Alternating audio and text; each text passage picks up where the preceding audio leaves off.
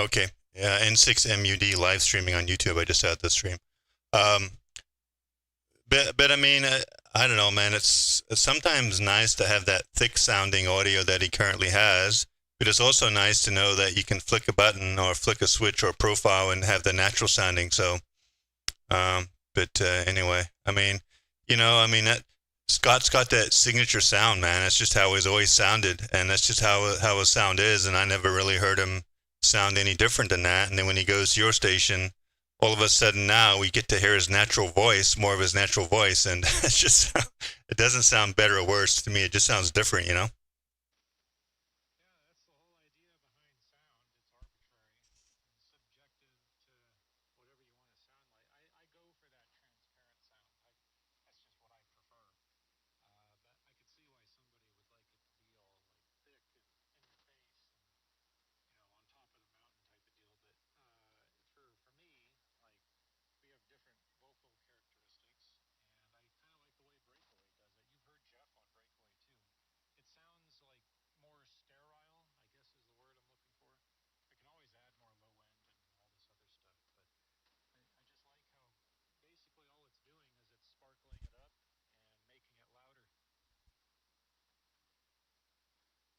Yeah, yeah, and that's kind of what John used to do, right? Sometimes he'd sometimes he'd try to get the natural sounding voice with a little bit of sparkle, but other times he'd try to EQ someone to where they sound like a radio broadcast DJ, and I mean not all the way, but so so yeah, I the way I've got mine set up here is and I kind of like it because I've heard myself on Jeff's profile is I've got quite a bit of compression going on this 2496, and it's not like punchy, but it's punchy enough to be heard.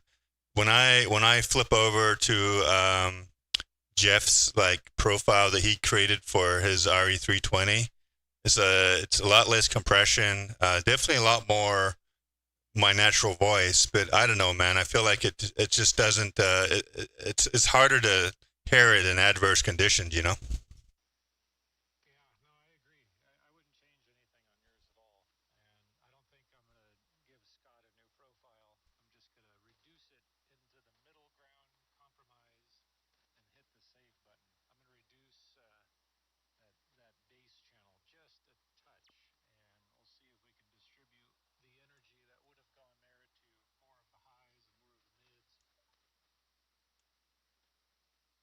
Yeah, copy N6MUD San Diego live streaming here with James out of Idaho.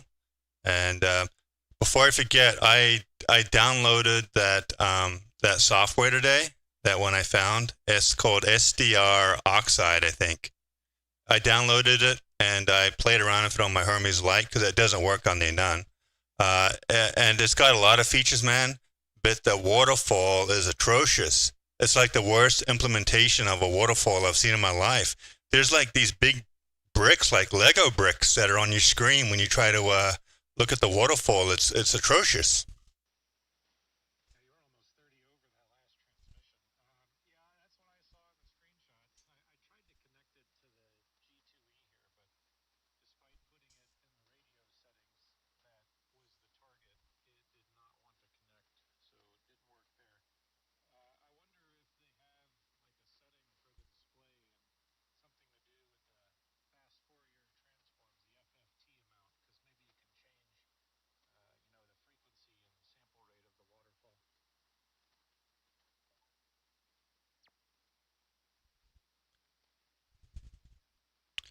I I took a look at that. First of all, man, that software has got so much other digital stuff and it's amazing.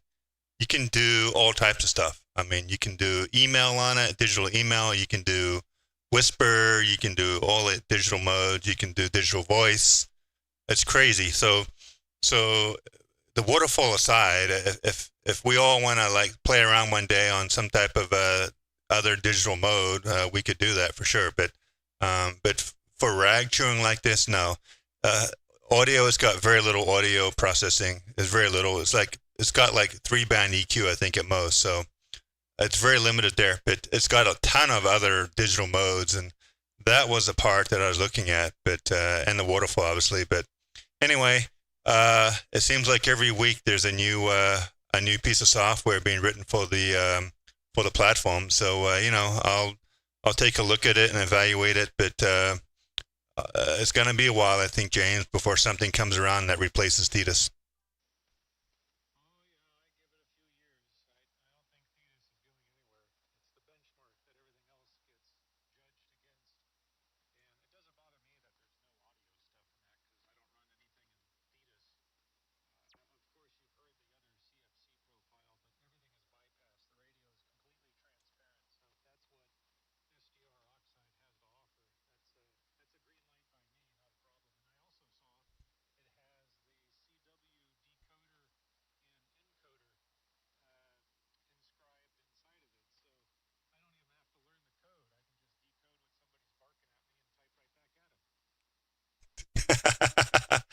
Yeah, that's great, huh? Yeah. And quite frankly, that software is in its infancy, right? I think the guy, it's only been downloaded a handful of times. So for a piece of software to come out of the gates with that much functionality, it's pretty amazing. In terms of just all the modes and radios and SDR receivers and all that stuff it supports. And that's what it comes out of the gate at, like, the first release or whatever. It's pretty amazing.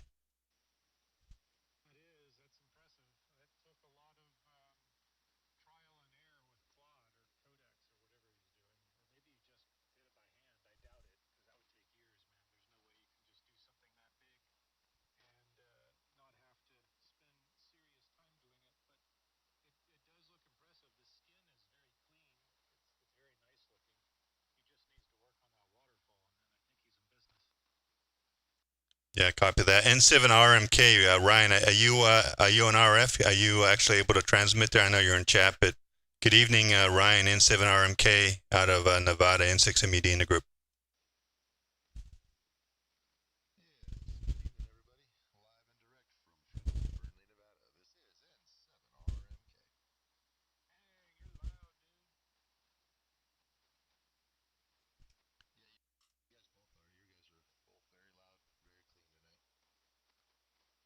Well, good to hear you, man.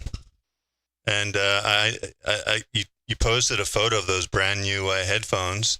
Were those Sonys the ones that Jeff told you to get? The I don't know, MDR, is it 7506? Is that the one that Jeff told you to get?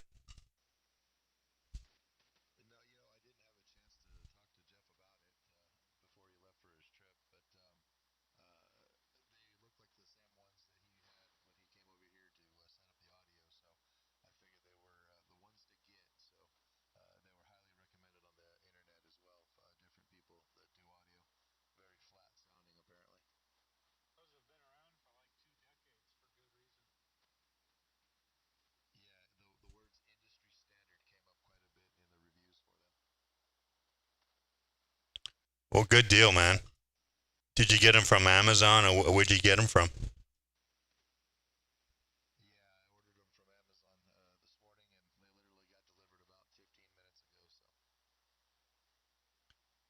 Well, you gotta love that service, man. I tell you. So, how do we sound in them? Do we sound different, or I mean, hopefully we sound pretty good. We probably sound much better in those headphones than the prior ones you're using, I'm assuming.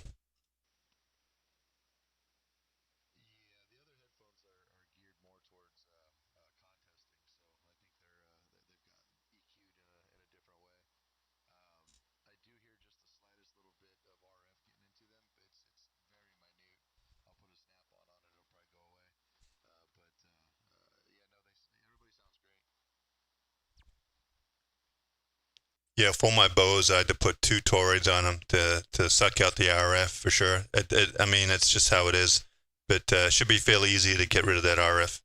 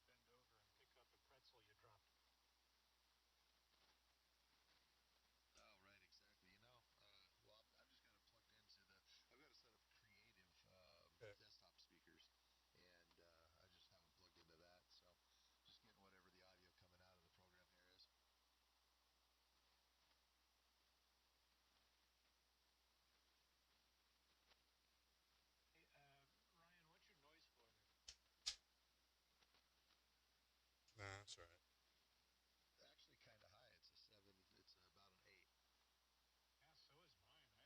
right. Test.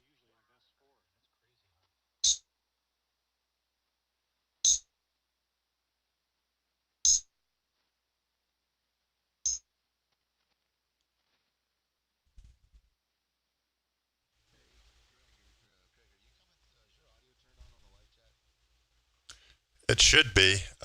Do you hear me on the live chat? I'm hoping you can hear me. I just did some tests here. Let me take a look. Yeah, there you go. I'm coming through. I was just trying to get rid of some background noise. I was telling James on the live stream, my microphone's really sensitive. You can hear everything, and you can hear me breathing, and that's the part I don't like. So I'm trying to reduce the sensitivity on my microphone, like by changing my downward expander, but I'm not sure if it's doing much or not.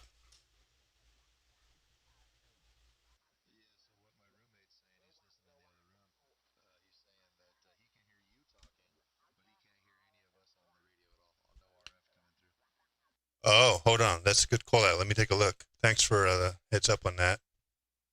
Give me 1 sec here. Oh, there we go.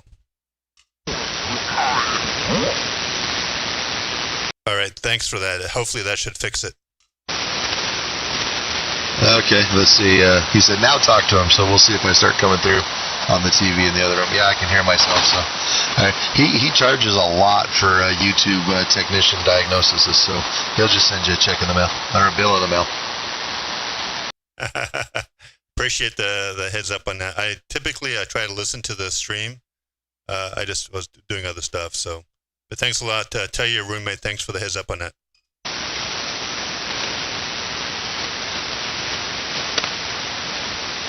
Yeah, I think he just did. He's in there listening to us. Well, Craig, we're going to go watch the 4th installment of that Korean action cop movie.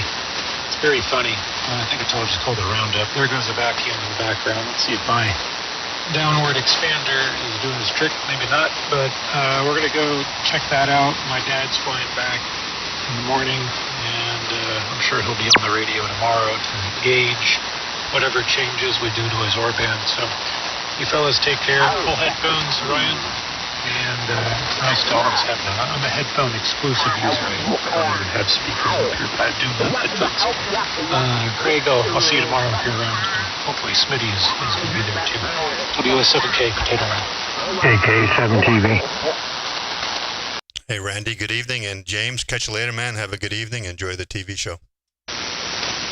Yeah, have a good evening, James. And yeah, I'm brand new to headphones, and I'm already liking them a lot more than just the speakers.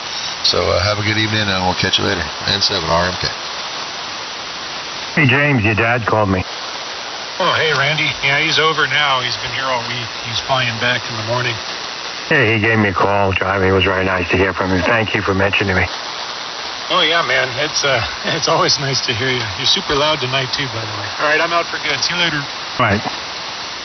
Hi, boys. Everybody doing well?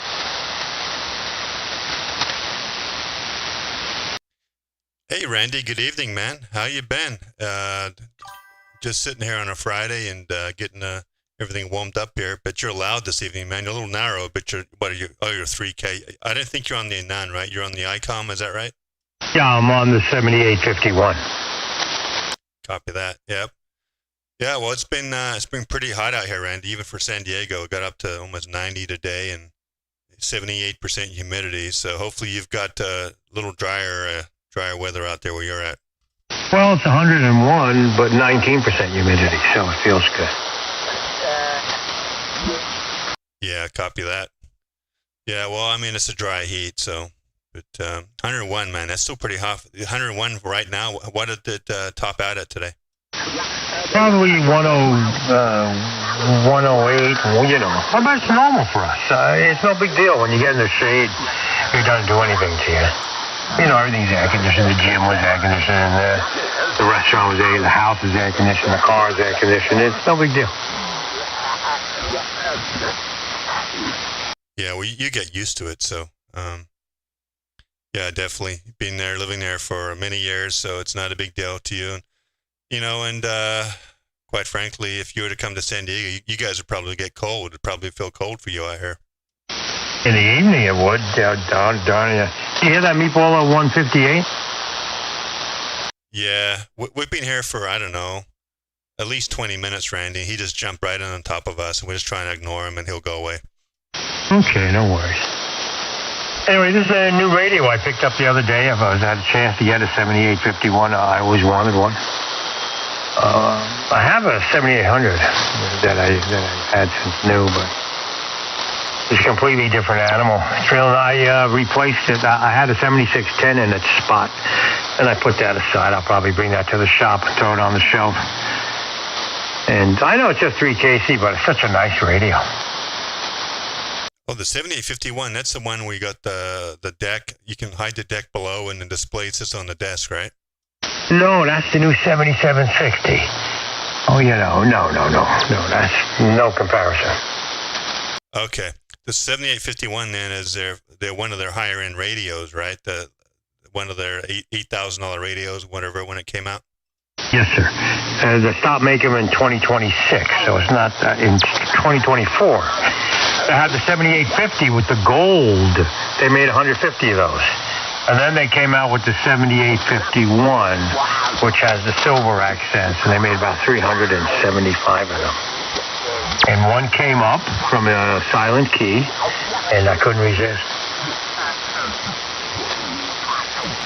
Well, good deal, man. It's always good to get a new radio and try it out. I'm kind of curious. How do you like it compared to your other high-end Icom? Is it do you like it better, or is it just different?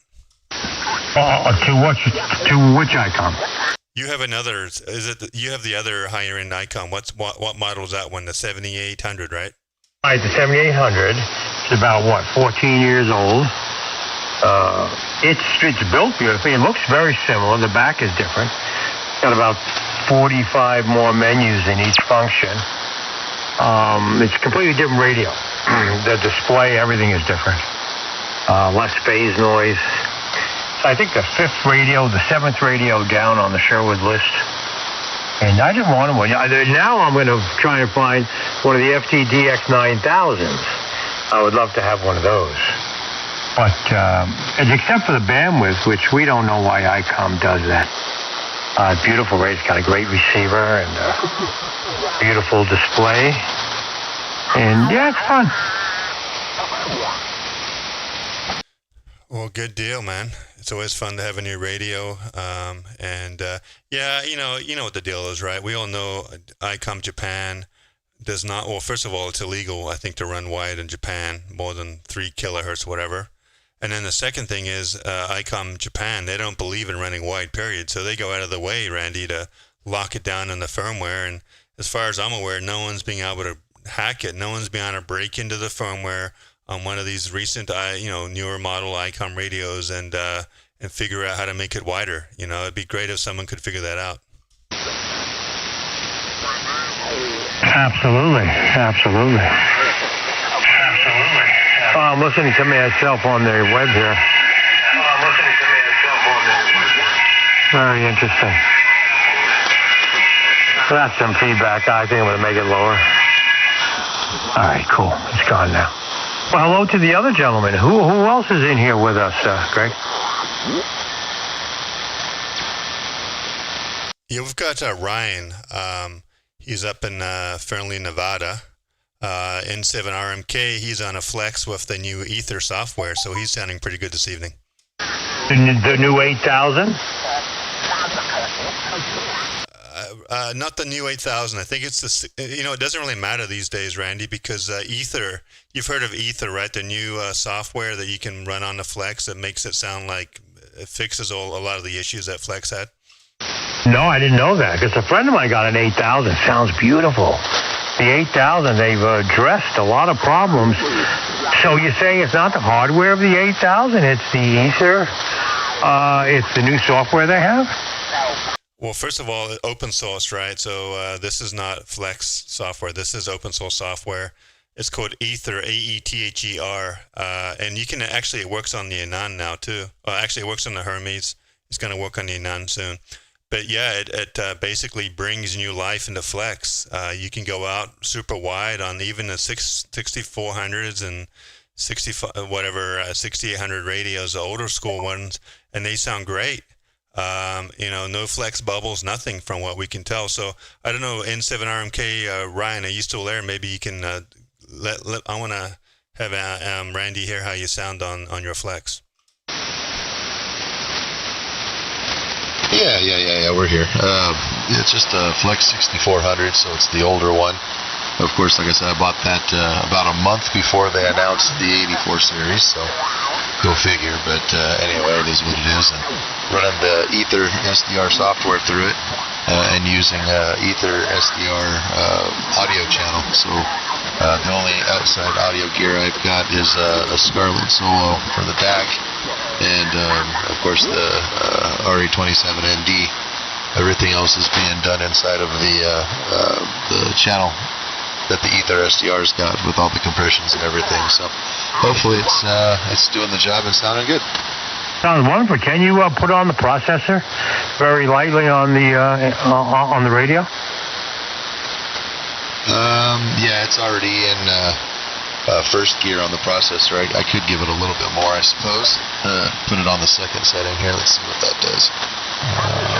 I'll move that over here. Can't do it when I'm keyed up on. There, that's a little bit more processor. I don't know how that sounds. Probably not great. Well, it sounds wonderful. It's loud on this frequency, which we need. You see, sometimes intelligibility and loudness is way more important than sonic features. Hey, Ryan. Okay. Yeah, that's what they call their DX. It was just on normal. Now it's on DX, and then it's got one more DX plus. Just adds more compression to it on and that's on the radio side.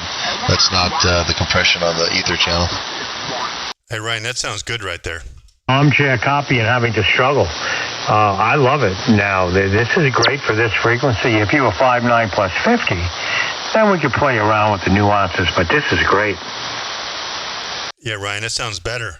Yeah, I'm only running about probably about 800 watts, and just you can let them know that. About 25 foot off the ground.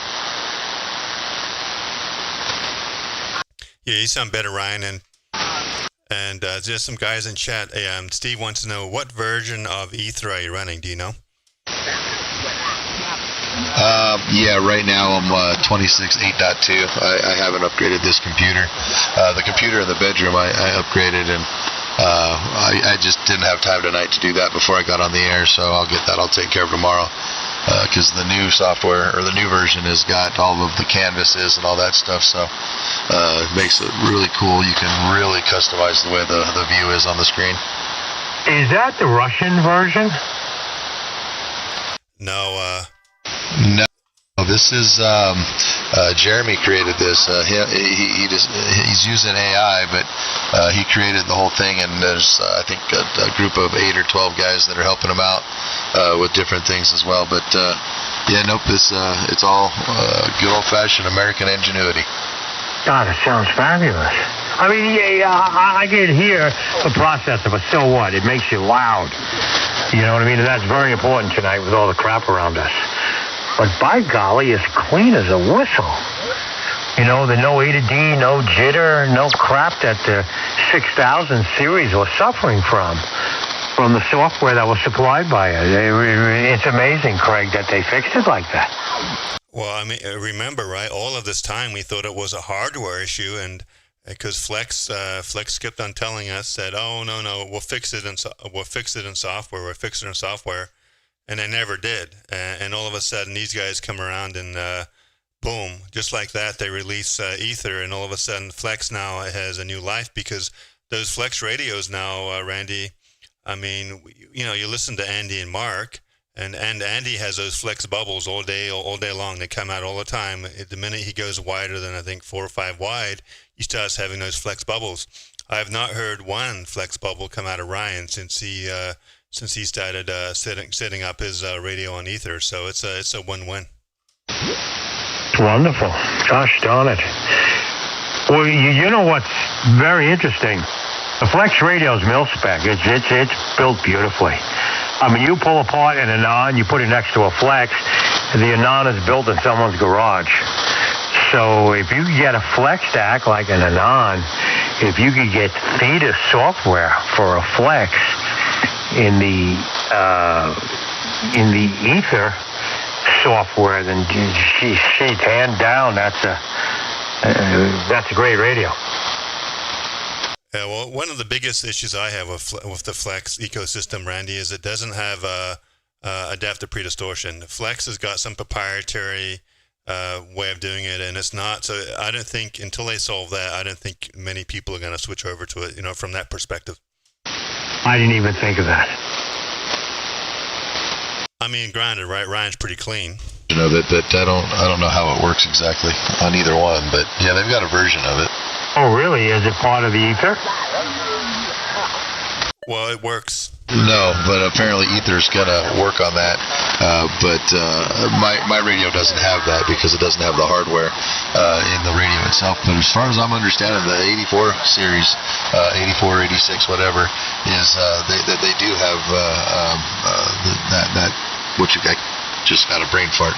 But anyway, from my understanding, they do have it in the new radio. Yeah, but you got to use a Flex amplifier to get it. I think that's the proprietary part. Anyway, it doesn't really matter, man. You're clean. You're pretty clean as it is right now. I don't see very much IMD on you, so it's not a big deal. I think we doubled. I was just saying he's pretty clean, so I don't see any IMD on him anyway, so it's not a big deal. No, it sounds very good. Would you make a recording for me? Yeah, let me record you here for a second, Randy. Give me 1 sec.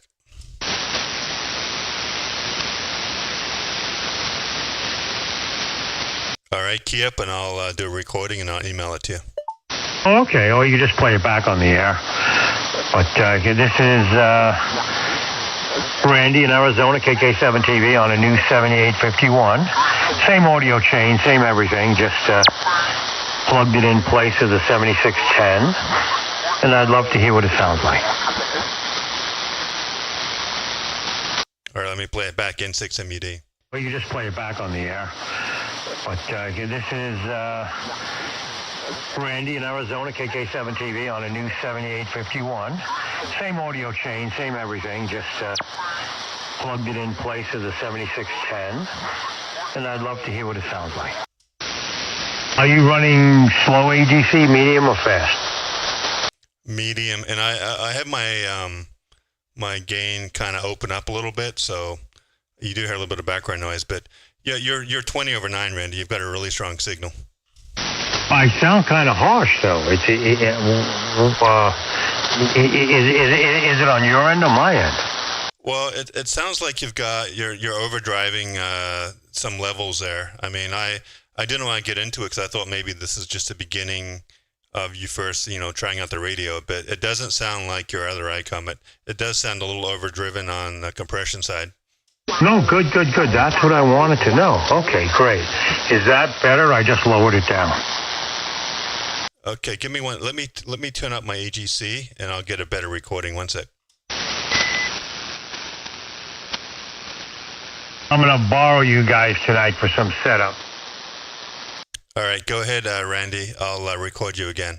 All right, I'm going to lower the gain. Okay, just lower the gain somewhat. KK7 TV on the 7851, running an Avalon and a Volt, and an Omnia Volt for processing. And my Yagi's not up all the way because we've had some monsoon, but it's up in the sky. Let's see what she sounds like. All right, N6MUD. Going to lower the gain. Okay, just lower the gain somewhat. KK7 TV on the 7851, running an Avalon and a Volt, and an Omnia Volt for process. It still sounds a little overdriven somewhere, Randy. I can't notice. Maybe it's just your level of your mic gain.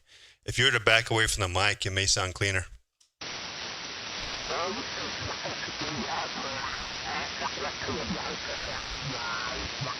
I'm making some adjustments. Stand by.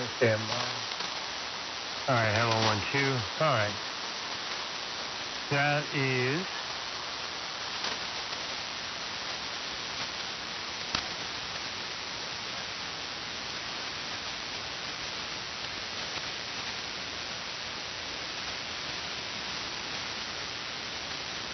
Well, good evening. Kilo November 6, Delta Alpha Mike. DAM, good evening. Well, if you guys are giving out audio reports, I'd appreciate one if I could get one. Yeah, if you want to hear how you sound, just check out the live stream, N6MUD on November 6 Mike Uniform Delta on YouTube. I'm live streaming it so you can hear yourself how you sound. You sound pretty good though. What's the radio? Yeah, I didn't want to crash your party. I'm on a Yaesu DX10, driving an Ameritron ALS 500, and I'm talking into a half wave and a dipole at 40 feet. Okay, and what microphone are you using?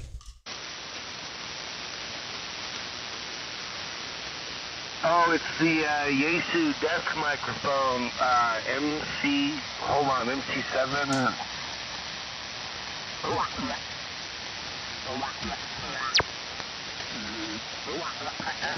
M70, excuse me, that was an M70 Yaesu microphone.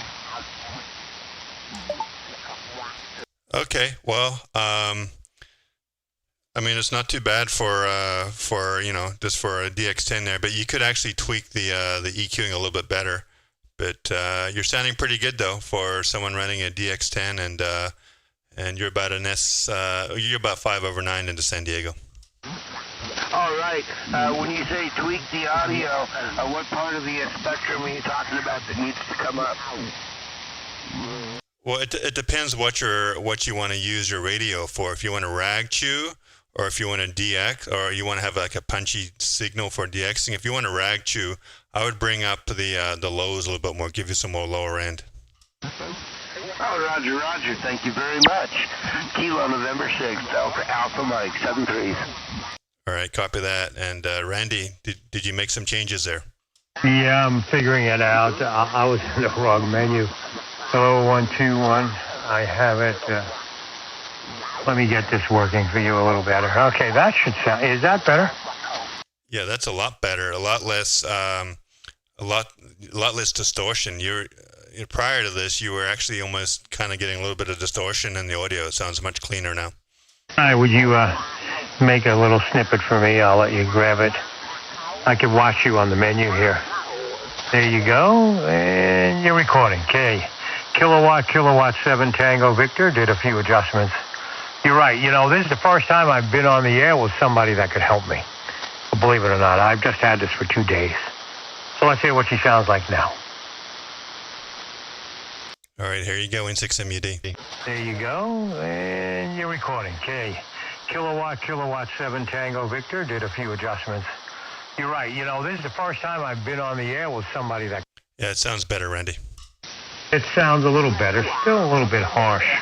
Hello, 1, 2. I'm going to try something.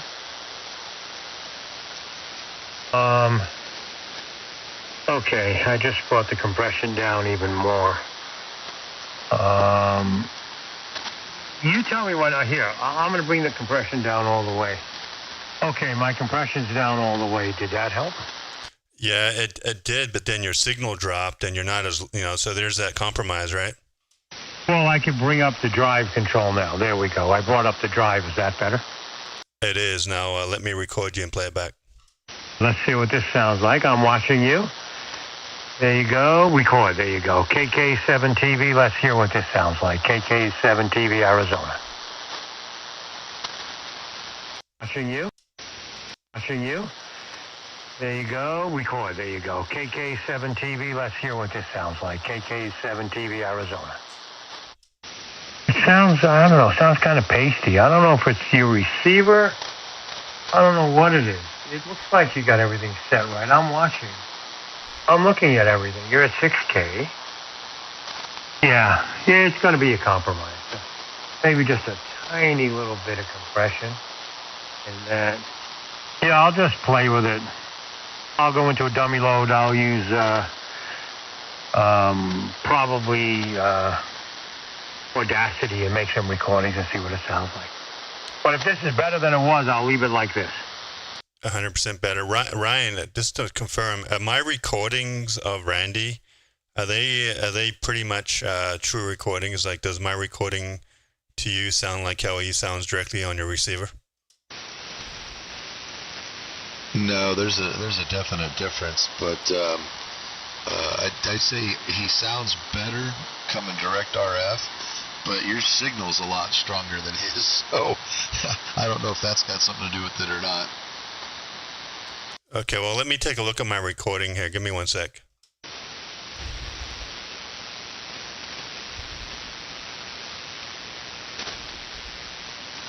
I had a friend who's 20 miles away. He recorded me on the 20-meter band, and it sounded very, very good. So, with how I had it set, so that's very interesting. I'm cranking up the compression just a little bit more now. Hello, 1 2 1 1 1. Oh, was that? No, that's not the compression. Hello, there we are. Let me bring this up. Oh, hell. You know, it's so crazy how all this stuff is, boys. You do one, you just touch one thing.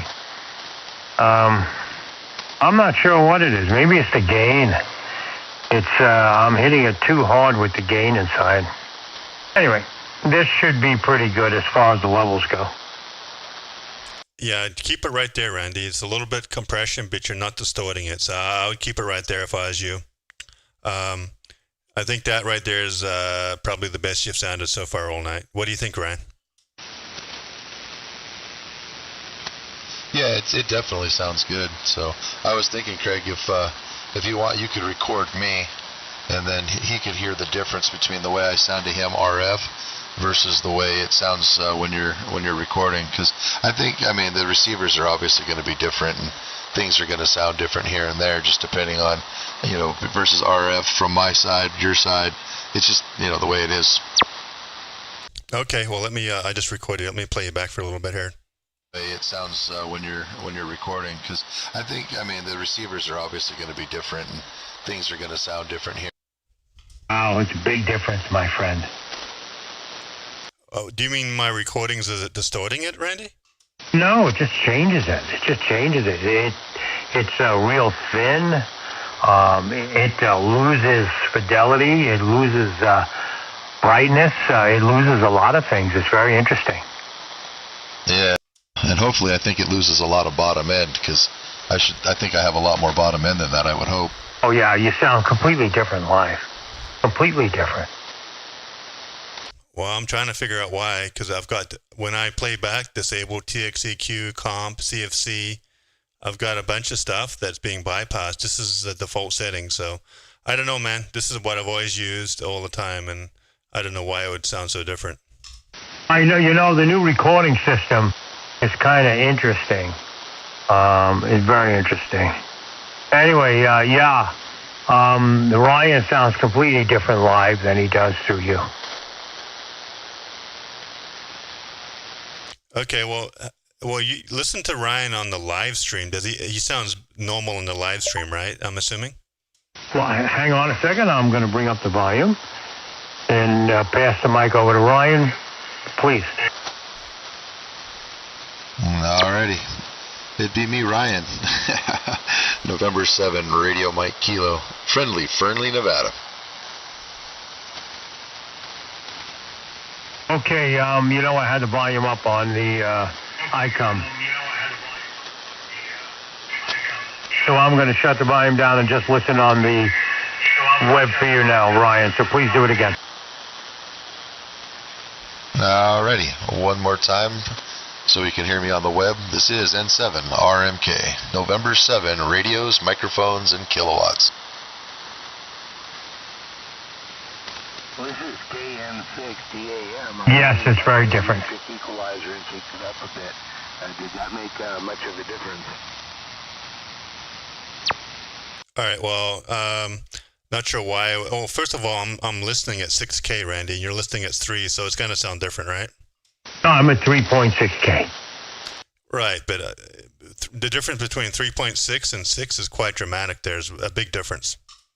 Yeah, but not in the overall but, sound I and mean, not on the if low I end. sounded the way, I mean, if I you can sounded make like 3 you did in your KC recording, sound you wonderful, probably and we all wouldn't know tell me that. I sounded good. You know, the 6 KC is just some of the semblance and everything, but I'm not listening to that. I'm listening to how it physically changes the signal. If you want, I could switch the Anon and come back on the Anon for you if you want me to. No, it's okay. I mean, I've just never had this issue before, so I'm not sure what's going on. But anyway, not sure what, I've not done anything different. And when I play back, when I listen to Ryan, when I listen to Jeff on the live streams versus live, they sound the same. And most people, no one's ever mentioned this to me before, so it's the first time I've ever heard of it. It seemed like it was just almost kind of narrow, like it didn't have any low end to it.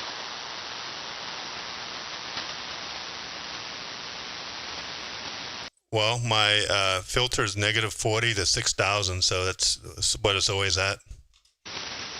-40? Sorry, 40 to 6,000 is my filter. 40 to 6,000, which is where it's always at. And that's for receive or transmit? It's for both. Yeah, I'm doing 5960 TX, 5960 for RX. Gotcha. I think it's a recording system. The recording system in the new Thetis in my 15 is kind of funky compared to the old one. Yeah, it could be. I don't know. I didn't do much recording, though. I've never really messed with it too much, so maybe it's one of my settings are messed up. Who knows? But anyway, hopefully, Ryan, I mean, to me, Ryan, you sound great on my receiver now. And when I listen to you on the live stream, when I've got headphones, decent headphones on, you sound just as good on the live stream to me as you do when I talk to you every night. So I don't notice the degradation between the two. Oh, no, it's not you receive. It's what it does on transmit, how it changes transmit for some reason. Right, but what I'm saying, Randy, is you listen to the stream is my receive. The stream is going, the same audio that's coming out of my speakers is going into the stream on YouTube for receiving. Exactly, but when you play back, when you make a recording and play it back, for some reason your recording changes it a little bit. Okay, I understand now. I thought what you're telling me is that the stream, when you listen to the stream, it sounds different on the stream than it does when you listen to your radio direct. So as long as the stream is sounding the same as or similar to how he sounds direct on your radio, that's all I care about. I don't really care about the recording because who knows exactly what the hell that recording's introducing. Exactly. Well, I'm listening to the TV speakers on that. I don't have the speakers hooked up. I don't have the output of the computer feeding the rockets that I'm listening to you on now. So, but positively, when you make a recording, it changes it a little bit. Okay, I'll take a look at that one these days. I don't know what's different. But yeah, as you know, Randy, they changed the recording a couple of releases ago in Thetis, so I haven't really messed around with it too much since then. Yeah, it sounded just like it was just narrow on the playback from the recording. That's funny. I thought that's what we were talking about was the recording that you played back to us, not the live stream. Yeah. For some reason, it's changing something. And I have that same phenomena. In fact, you know what? I'm going to shut off the 78. It just takes a second. And I'm going to come back on the Anon. And I'll run 6KC, both receive and transmit. And I'll make a recording. And let's see if mine does the same silly thing. Okay, that's a good test. N6MUD live streaming.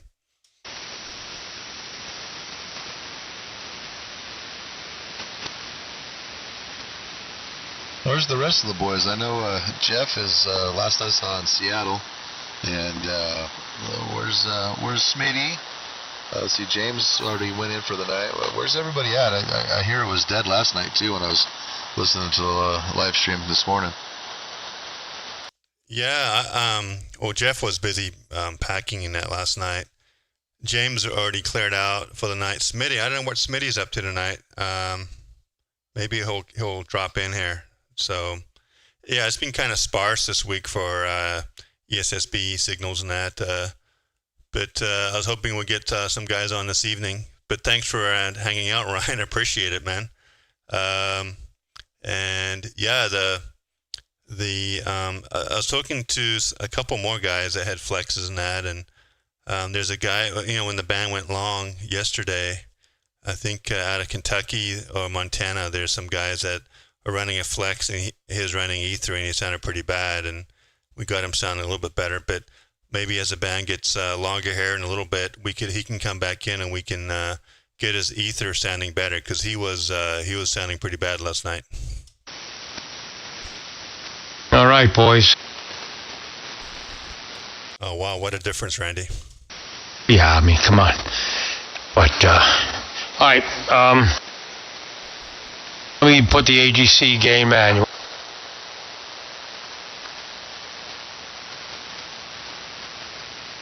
See, now he'll be able to hear me in the full fidelity as well. So, anyway, yeah, that guy I heard him on the stream. The best thing for him to do, I don't know if he's listening or not, but the best thing for him to do is Jeremy's got a video on the Ether SDR YouTube channel, and that'll get him lined out. He's got a whole video, goes through the entire audio chain and suggested settings to get him a good baseline to start from. Good evening, gentlemen. Hey, Smitty, good evening. Sorry, I've been out here lurking a bit. Yeah, I'm here. Hello, and hello, Randy. Hello, Ryan. Hello, what's your name again? Oh, yeah, Craig. Hey, how's everybody doing? Good. Stand by 1 second. I don't have you in here, Smitty, but stand by 1 second. I don't know if he's listening or not, but the best thing for him to do is Jeremy's got a video on the Ether SDR YouTube channel, and that'll get him lined out. He's got a whole video, goes through the entire audio chain and suggested settings to get him a good baseline to start from. Good evening, gentlemen. Hey, Smitty, good evening. Interesting. Yeah, it does kind of distort the sound there, Randy. Was it distorted? I mean, it just sounds different. It sounds different to me. No, exactly what yours is. Exactly. The recording that they use now, there is something that, I don't know what it is. I tried for an hour to set things and reset things. I just put it back to normal. Something is not kosher with the new software for recording. I don't sound overdriven like that, do I? Oh. Nothing I can do to change it. Smitty, you're over there creeping. What you up to, buddy?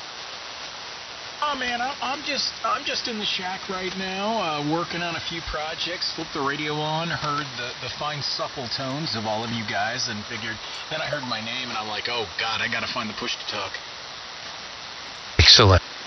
How's your family feel? Well, the oldest moved her into her new apartment last weekend, so that was fun and exciting.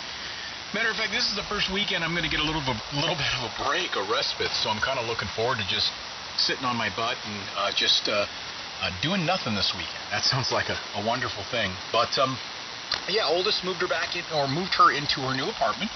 The youngest, he started his senior year of high school, so lots of excitement there, lots going on and everything like that. So everybody's doing well. It's a little quiet here with the oldest gone, but you know, we're adjusting.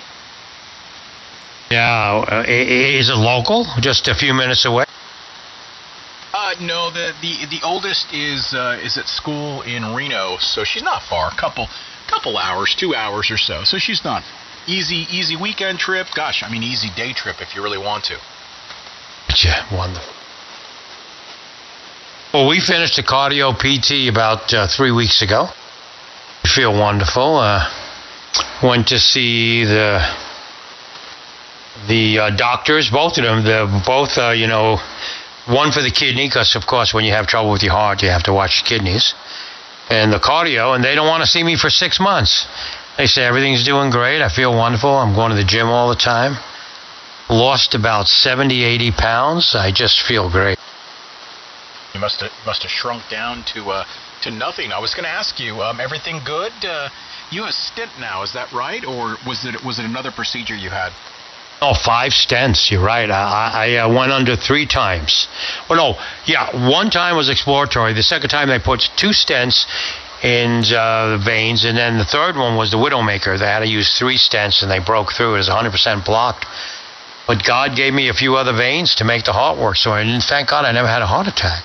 But boy, I was right at the verge. And they went through and they fixed it, and my heart went from a shade over 25% efficiency to way over 60% at that time. Now, of course, it's probably more because of all the exercising and everything. But boy, what a difference in how I feel and just everything. Just God gave me a second chance. You're a new man, man. You're like the bionic man. You know, we can rebuild him. They probably, when they were working on you, they had to yell out of the room and be like, "Hey, I need to order some more of those bad boys. We're putting a hell of a lot in him." That's probably well, you know, you're up. Sound. You're awake when they do stents. You're just in the twilight zone, but you're up. In fact, I had to pee so badly the second time. I said, "I gotta pee. Stop! I gotta pee." They said, "Shut up. Stand by. We'll get you out of here soon." And they're like, "Just let her rip." Oh no, I don't want to do that. Anyway, I feel wonderful, and I'm very happy, and you missed the 7851. I got one, came up. This is the second owner, and I couldn't resist, and I got a wonderful price. And I had it on earlier. I heard it when I was first coming into the shack. I turned the radio on, and I heard you, and I'm like, "Oh man, he's narrow." But then I heard you say that, and then I had to go downstairs and grab something, and then I came on the air. But I did hear it, and it sounded good. Very good for 3K audio, man. You got it dialed in. Yeah, I mean, that's most folks are running 3K anyway. But the not on this frequency is a lot of fun. So, the cool kids Greg, do not worry about the recording. Ryan, the recordings are not what they used to be. They used to be spot on. But I tried so many times, Greg. I adjusted every control in the recording, and I tell you, I just can't get it to sound like the person, like it sounds on the receiver. So don't feel bad. Is there? I can't tell because my Thetis is kind of customized. But can you still record the old way using the record button, Randy? Have you tried doing that? That's what I do. I just hit the record button, same as you did, and I didn't touch anything in the recording menu. Left that alone. I just hit the record button and playback. I just use the AGC gain on manual, and I raise it all the way up so there's no background noise, and I make a recording. Yeah, okay. Yeah, well, maybe we'll have to figure out what's going on. And maybe there is a setting in there we can tweak. I just haven't paid too much attention to it. So, I don't know, Randy, these days with the live stream, people don't really want recordings, right? They can just listen to themselves. So we spend less time doing that than we used to. Oh, yeah. You know what? I just raised the AGC gain more. Maybe it's a level control. Here, I'm going to play this back for you now. I just haven't paid too much attention to it. So, I don't know, Randy, these days with the live stream, people don't really want recordings, right? They can just listen to themselves. So we spend less time doing that than we used to. Was that more accurate, guy? Is that how I sound to you guys, Smitty? I really wouldn't worry too much about it, but I'm just reading here in chat. Apparently, I've got to upgrade my whole program here. There's a whole new audio change. I'm listening to, or reading, I just had a brain fart, 88SA. I don't know what the ESSB thing is, the processor, but it looks like there's going to be a whole bunch of new stuff for me to play with tomorrow when I upgrade. We have that in Theta, CESSB or whatever they call it. Yeah, but I usually turn that on. But real quick, Ryan, I don't know. Definitely, there's some new features. But I think Steve was saying he's also working on some like CFC type audio compression features that are going to be in a future version of Ether, which is going to be really good. CFC is amazing, man. It's kind of what Thetis does real well. And if Ether can do CFC, then that's great. What Jeff's doing. Yep. No, okay. So yeah, that'll be awesome. So, and then man, I don't know. Did you see the chat there, Smitty? I'm in a whole new world over here. I'm using headphones. So yeah, now I've upgraded. Got a pair of Sony MDR 7506s. Oh, headphones are so much better than speakers. Fantastic cans, by the way. I'm wearing a pair of them right now. Though they're great, and they do change the world, don't they? By the way, I'll send you some flowers. Band's doing beautiful, both short and semi-long. 20 over, man. So here are the flowers. I'm sending them your way. Yeah, I just did a tweet. Man, I'm gonna have to send some back because yeah, you're 20 over too. You're in here super solid and super loud, and of course so's Craig and Randy. Everybody's loud. It's yeah, it's one of those nights. Randy's got Stand by 1 second. I just made a recording of Smitty. I turned off a bunch of stuff on transmit. See if this sounds better. Send you some flowers. Band's doing beautiful, both short and semi-long. 20 over, man. So here are the flowers. I'm sending them your way. I think that sounds pretty good. I think it does sound. I had some phasing going on there, but overall, I think that sounded fine. Craig, make a transmission. I'm going to record you.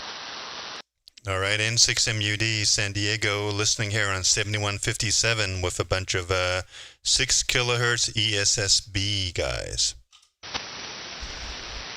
All right, there you go. No, stand by 1 second. Record me too. All right, N6MUD San Diego, listening here on 7157 with a bunch of 6 kilohertz ESSB guys. Is that better? I think that's probably pretty close. Okay, this is what you do. You bring up the menu. There's a guy in there. Bring up the recording menu, Craig. Smitty, I watched the YouTube video there, man. I hope you converted some guys in that room because that was a great little presentation you did. I think I did.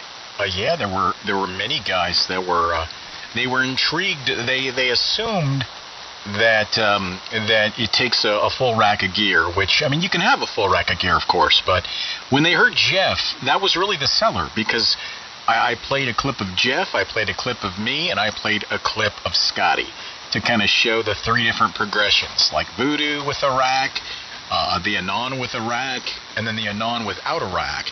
And not only did they think Jeff could be my brother, with a deeper voice, of course, but they were like, wow, I'm shocked how close that was to you with just the built-in audio pipeline. Yeah. So, well, in my opinion, Jeff's audio is the gold standard, and yours is a very close second. So, if I could ever get to even close to that, I'd be happy.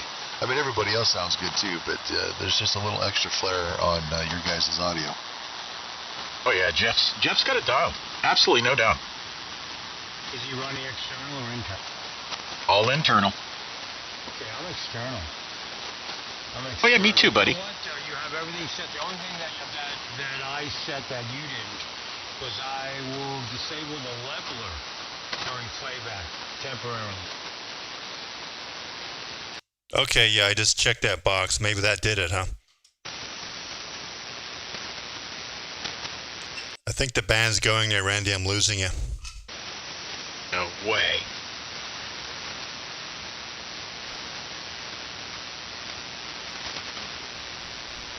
Who's the other station out there, by the way? The station that just transmitted.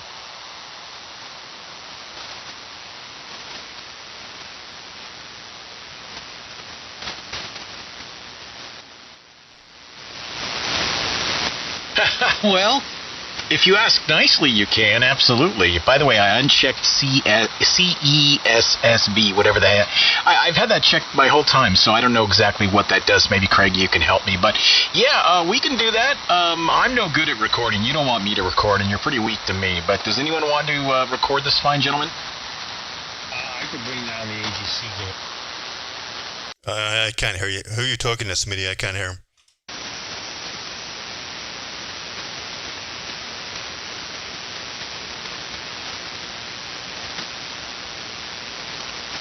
Oh, no, man. Nope. What you sound like in Arizona. I didn't mean to set up some playback on you there. I didn't mean that.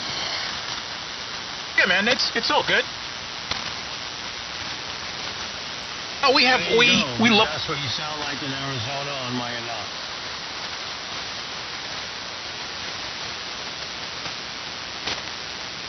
Well, that's what you sound like, so. Hey, Irvine. It's clear, crisp audio. Hey, Irvine.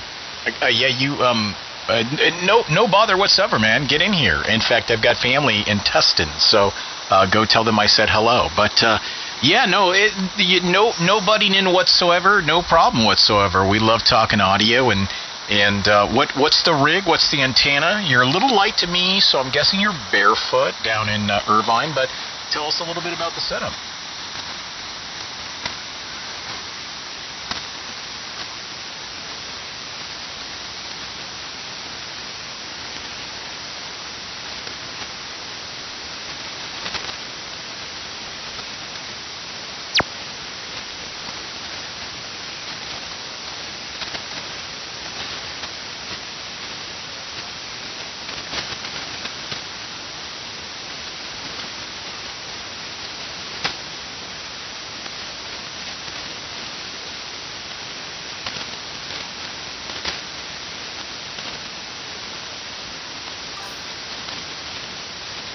He's still talking, by the way. He went into the north.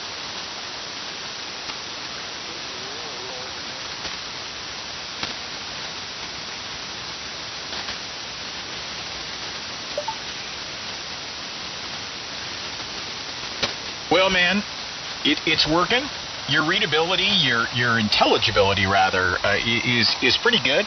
You got a lot of high end in there, little light on the mids, but overall you're very readable. I've got you at about an S8 in Sacramento, so I'm north of you. I'm transmitted about a kilowatt back down to you, but it is working. That's not a bad rig you got there either, and sounds like you got yourself that fan dipole and it's working, and that's good. I don't think the rest of the guys can hear you. I know Randy in Arizona has a partial copy on you. Ryan up in Nevada, northern Nevada, do you have the station down there in Irvine? I do. He's very low. If it wasn't for the N4 on the noise reduction, I wouldn't be able to hear him. So yeah, he's basically right there in the noise. All right, well there you go, Irvine. You are doing it. There's probably something. Well, I shouldn't assume. I was going to say, it's working. We got you. AK6 OK, breaking. Oh, hey, I got your voicemail. Is there a party at your place tomorrow? There is 9 o'clock to 1, Smitty. I just want to make sure you knew about it. I'm talking to you through our remote in Coeur d'Alene, Idaho, and you guys sound great. Well, you sound great coming through from Idaho. Yeah, here at the Rockland QTH, of course. So should I bring a pickup truck and cash? Well, absolutely, yeah. There's going to be about 30 guys there, and we got hot dogs, hamburgers, lots of dessert, coffee, whatever you want. Oh, man, that sounds like a good time. Guys, this is my buddy Jeff, AK6OK. In Rockland, he's the guy who sold me the 6300 I'm on right now. So he's a pretty smart smeller. I mean, smart fella. He knows his stuff. There's no doubt about that. Well, good deal. It's sounding really strong out of Idaho. Wow, nice signal into San Diego. Here, Smitty, if you're around, I'd love to have you. Hey, man, I will. I'll do it. I won't sleep in either, because I want to make sure I at least get a donut or a dog or something. So yeah, I'll see you tomorrow, man. I'll swing on by. That sounds cool. Damn, I forgot about donuts. That's a good idea. I might drop by and get some. Okay, sounds cool. Smitty man, AK6 OK. And by the guy in Irvine, I think he's booming up in Idaho. Here you go, Irvine. You got another signal report there from Idaho. Well, how do I name that? fast. All right, there, Well, we're Ryan. kind of cheating. We've got a 40-meter beam pointed. Where is it pointing? 210 right now, so it's pointing down toward you guys.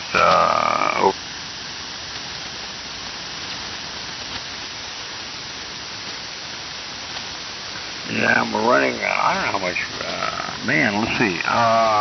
We're running 1100 watts right now, and that antenna's up 75 feet in Coeur d'Alene, right above Lake Coeur d'Alene. So, okay, you guys, there you go. Have a good one. We'll talk to you later. All right, Jeff, man, I'll see you tomorrow. WB1G for ID. Just realized I haven't ID'd, and it's definitely been over 10 minutes.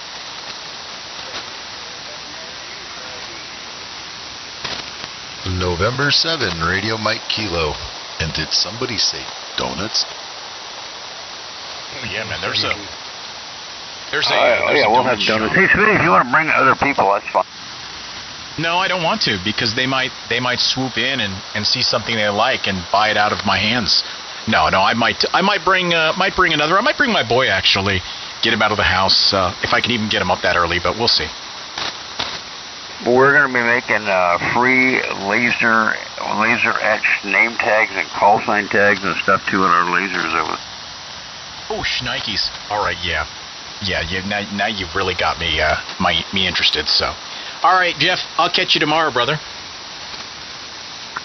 All right, we'll talk to you later. AK6, okay. See you guys. All right, looks like I made plans for tomorrow. So good stuff. Sounds like a party there, Smitty. Well, I got to tell you, man, walking through his warehouse is a candy store for me. I mean, he has, I'm not exaggerating when I say this. Like, we're talking full, the rototiller style FM antennas, the kind that are stacked on a tower. They're giant, right? He's got a full cabinet, 20, 50 kilowatt FM and AM transmitters, like the, tube sets, solid state sets, a kilowatt. I mean, you're looking for a couple kilowatts on broadcast FM, visit his shop.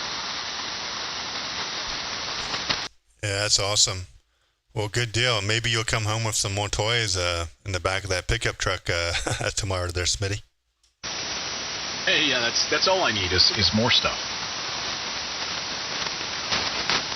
Hey, he who dies with more stuff gives it to his kids. There you go. Yeah, that too.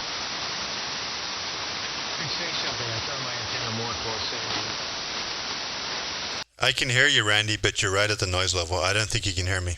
Oh. You're almost gone here, Donald. Yeah, the band's going along. So it's, what is it, 9 o'clock? I guess that happens at 9 o'clock. We lose Arizona. Crazy. I brought it back up to 330 degrees. You guys gotta do the poor man's diversity receive, man. You gotta bring up Utah. Yeah, actually, you're all great locally. It's funny. Ryan and I are, and even Jeff for that matter, we're in the perfect spot. Even when the band goes long, well, we're not in the perfect spot to talk to each other when the band goes long, but we hear everybody up and down the western seaboard, so there's that. Ryan, you still have me out there in Fernley. You might be far enough. Yeah, you've come down. I got you right at S9, so I might come down a little bit too. Oh, man, the cliff is here. Yeah, the cliff is... Hey, Ryan, the cliff is here, brother. Definitely here. You were 20, 25 over earlier. Now you're the S9 guy. Still totally 5'9", but yeah, definitely here. Yep. You're doing about the same. Well, S9, I think you started to fall down a little bit, but I could always turn the diversity on and listen to Utah a bit. I've been up since 1 o'clock this morning, so don't think I'm going to be on that much longer. Maybe a little bit, but not much. Well, this is the most fun we've had on the radio in days, so don't go too soon. Just hang out. Give me another 5-10 minutes. No, only because you asked nice. Hey, and there was a station, by the way. I got my finger shaken at, or I got a finger shaken at me. You know, I shared that presentation link.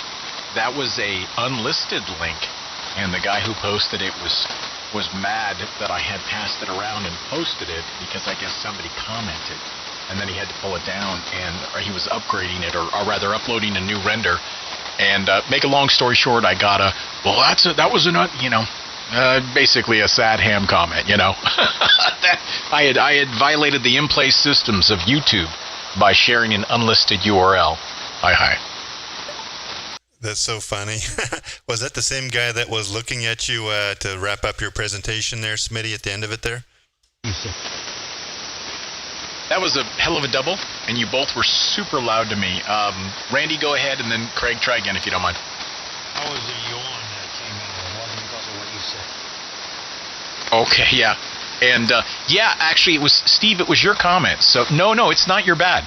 I'm the one who broke the in-place systems by posting that link. And I was like, I actually thought he was joking with me. Like, are you serious?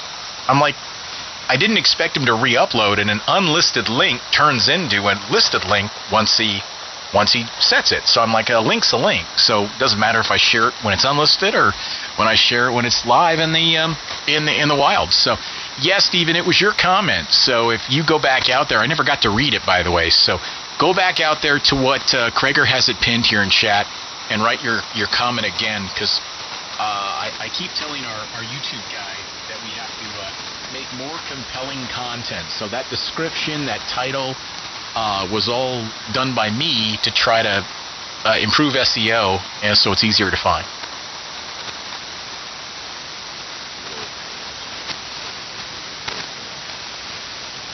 Tango stroking. How you doing?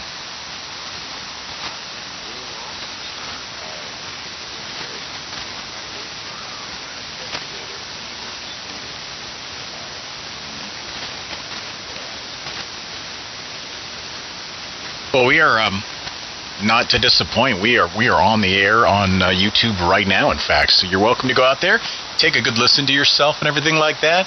I need to bring my log up because I'm trying to remember the calls as they come in, and I'm just too old for that.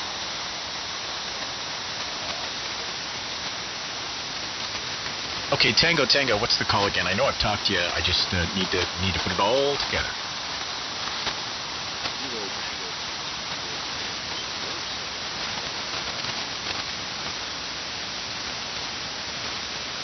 All right, November Victor Tango, I got you in there.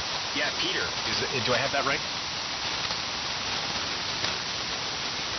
Yeah, there's a couple of you out there real quick. Stand by real quick there, station. Tango, is it Peter? It is indeed. Yes, sir. We've talked before. Absolutely, man. Good to hear you again. Thanks for coming out and saying hi. Band's going kind of long, so I don't know who's going to hear you, but shoot. Thanks for jumping in. Well, let's see if this helps a little bit. Anyway, I had I was on 20 watts barefoot. And you already heard my radio. You talked to it. You just talked to Jeff while he was using it. Oh, you both are coming in through Idaho. I got it. Because I looked you up and I'm like, no, there's no way you're Sacramento. I get it. You're going in through the remote base there. You're based in Sac, or you're based in this area, but you're going through Jeff's machine up there in Idaho. Got it. You tried to pull a fast one on me there. I'm a fart smeller. A smart fella. Something like that, yeah. And he was going through my machine. Just a tiny point of correction.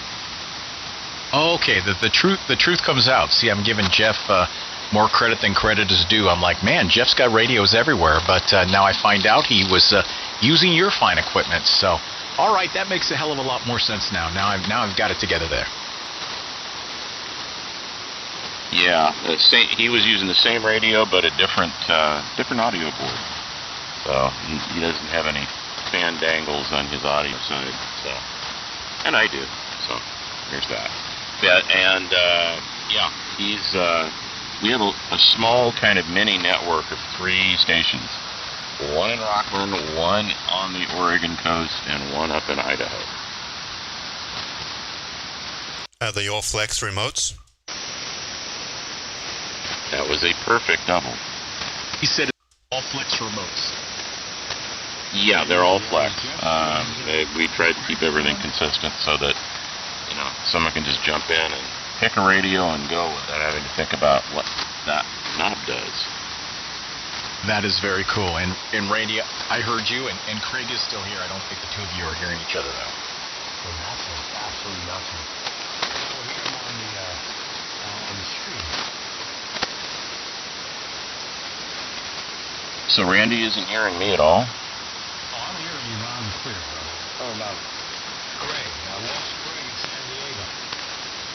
Yeah, Randy, I cannot hear. I can hear you right up on noise. That's all I can hear you right up on noise there, Randy. Over. Okay, there you are. Okay, good. I lost Craig in San Diego. All I'm saying was like 30 over there. He went to nothing. But I can hear the Idaho.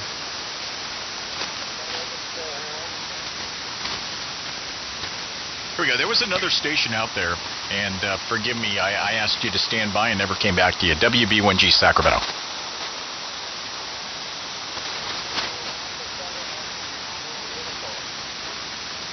Whiskey Romeo uniform. I'm not sure you were the station, but hello to you, sir.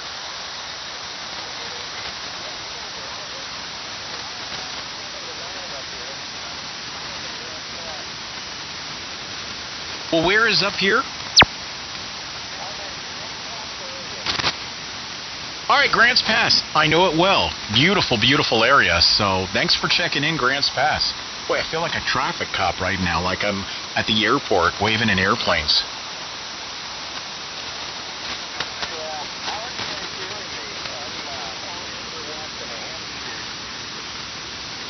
$100 and a ham stick. I hear you about an S7 locally. I also have the SDR pumped into my other ears, so I hear you pretty strong through the web SDR there in Corinne, Utah, or Salt Lake, or somewhere there in Utah. But locally, I've got you as well. A little weak locally, but again, the band is starting to stretch your legs, and kind of to be expected.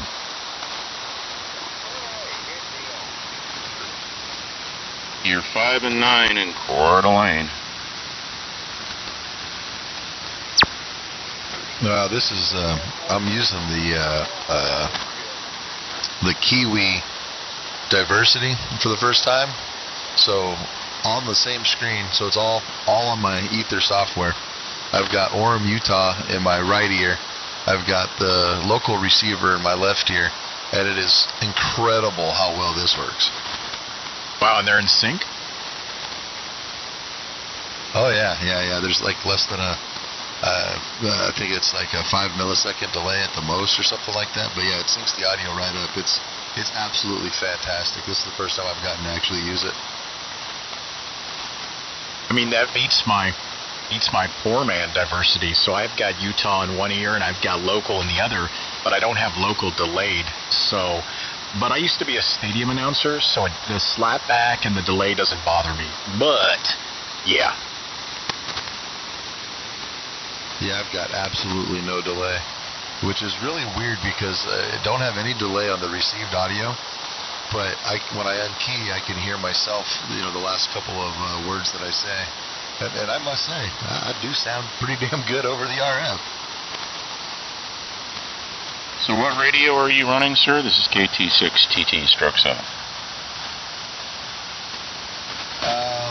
I am running a Flex 6400 with the Ether SDR software.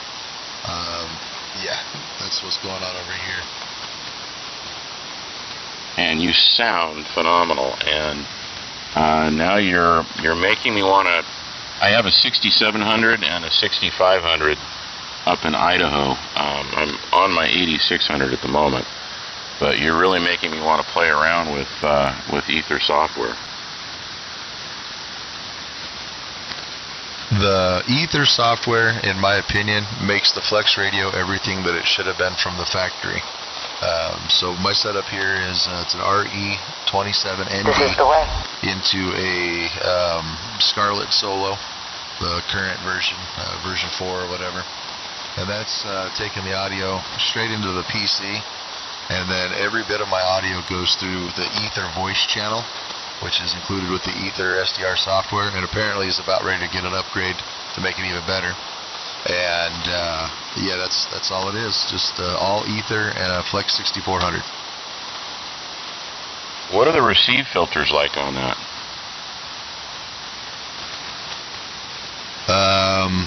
It's what do you mean by that? I mean, I can set them up however I want.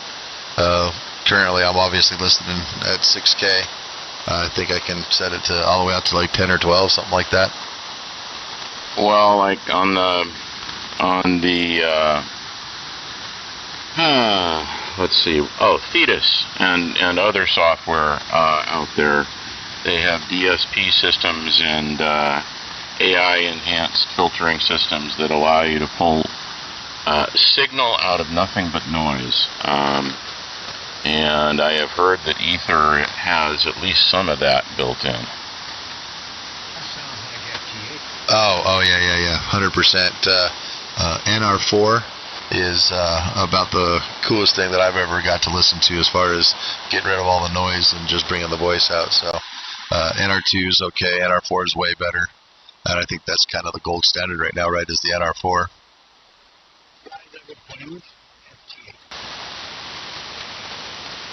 I have played with FT8. I got it up and running on my Elecraft years ago.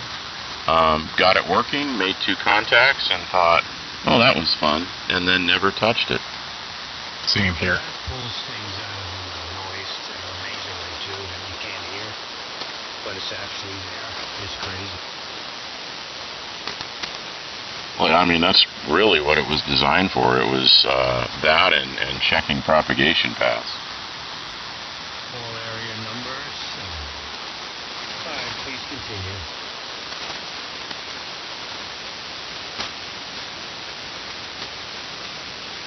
It's incredible that there's absolutely, I mean, the delay is so minuscule, if even at all. It sounds like everybody's in stereo when they're kind of at the same level in the local receiver as well as the Kiwi. It's pretty incredible what they've done. I know that they were showing when Steve was showing us the video. There was a way you could see what the delay time was, but I'm not seeing how to do that. But I don't think there is a delay time.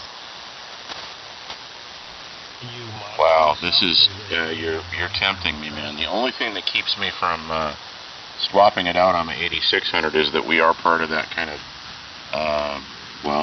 that network of 3 stations, and that would take us out of the whole seamless environment.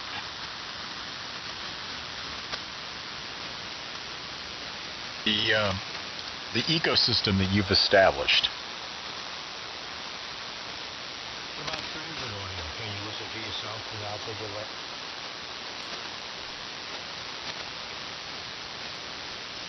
Yeah, Flex allows you to do full duplex. I can key up and hear myself over the air locally without any other receivers. I can do full duplex through the Flex radio.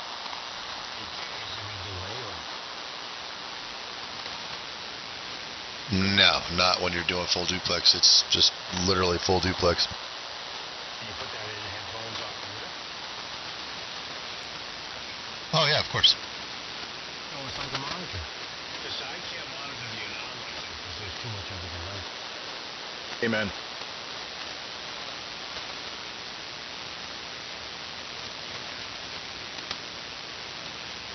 Did somebody key up and say, hey man? Actually, I said amen, like amen. Yeah, I imagine there's got to be some delay there just based on physics, right? But it times the delay of local receive to match the Kiwi. Because as you two were talking back and forth, being a third party listening, I could tell that it was taking you longer to hear Randy and then reply. But, I mean, works just fine. It works perfectly. But you're not hearing the delay, but when Randy unkeys and you reply, you've got a couple extra seconds there that I don't think are usually there. Okay, you just stopped talking in my ear. Yeah, it's like a 2-second delay. Yeah, it's a 2-second delay. Slow on the takeoff. Maybe he's running Maybe he's just. Well, no, maybe we he's can just. do that. So, give me a Smitty. Give me a 5 count, which means I can anticipate when you're going to say 5, of course. But that way, I'm right directly on the key, ready to go. So when you say 5, unkey, and I'll key up. Great test. I love it. 1, 2, 3, 4, 5. 6, 7, 8, 9, 10. Yeah, you got. Yeah, about 2.5, whatever it takes. Yeah, you've got about 2 seconds. Just me to be a respectable ham operator and not quick key. No, that's the thing. Exactly. That's what we do best. We're the double kings. Man, we could do triple, double, double, triples. Yeah, so that makes sense that there's that delay because it's about 2 seconds that I get to hear myself. But it doesn't really matter because for yourself, Ryan, it's as long as it's delayed your local receive, it's worth the 2-second delay is worth the functionality you get by using Kiwi as a diversity. I think it's well worth the delay. Yeah, because So you're when you in say both you're ears. I can using hear you a in Kiwi Utah as just the same as I'm hearing you in my local, Are you going and it through just an sounds like SDR, stereo. or is there an in-house Kiwi that you're working with? So the way it works is Ether SDR lets you take one. You know how obviously Flex has slices, right? You've got receive slices. So when you create a new slice, you can allocate that slice to a Kiwi SDR. And then what happens is that Ether is smart enough to sync up. If as long as the Kiwi SDR or the slice is on the same frequency as your local slice, then what happens is that Ether SDR delays your local slice to match or sync with the Kiwi, so that way it sounds like you've got diversity, one receiver or one slice in each ear. Wow. That is absolutely slicker than peanut butter. Isn't it, though?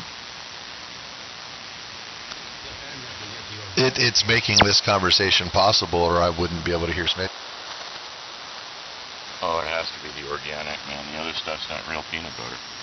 It's all about the. That's the best right there.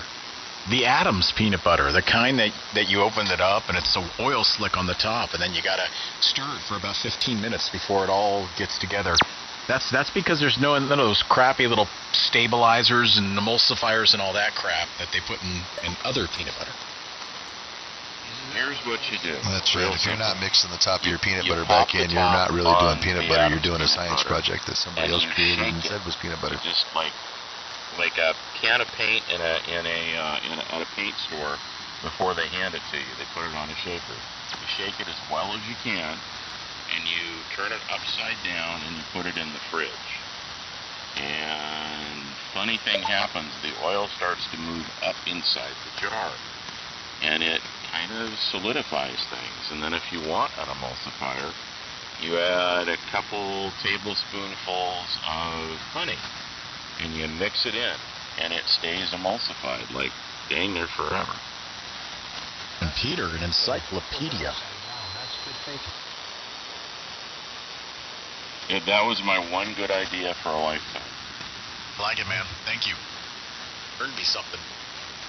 I like it. Smitty, you heard me mention that, but then you said it. Were we double it? I think I might have doubled a little bit with you, or somebody did, or I don't know what happened, but yeah, great minds think alike there, Randy. Maybe I just like to repeat what you say. Well, that's okay.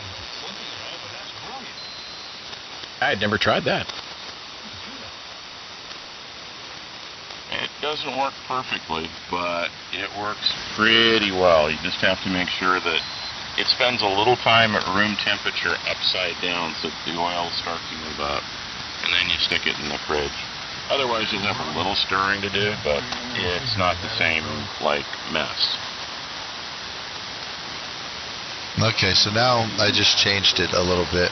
I was on a 520 millisecond delay. Now I'm on like a 300 or 280 millisecond. Okay, so that should cut my time in half.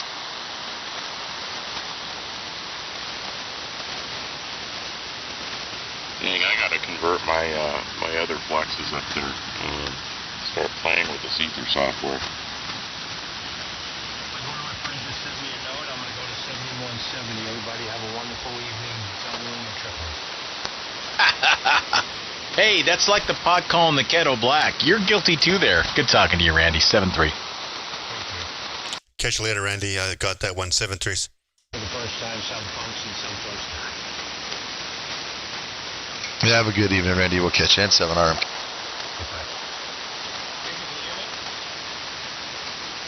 Catch you later, Randy. 7-3.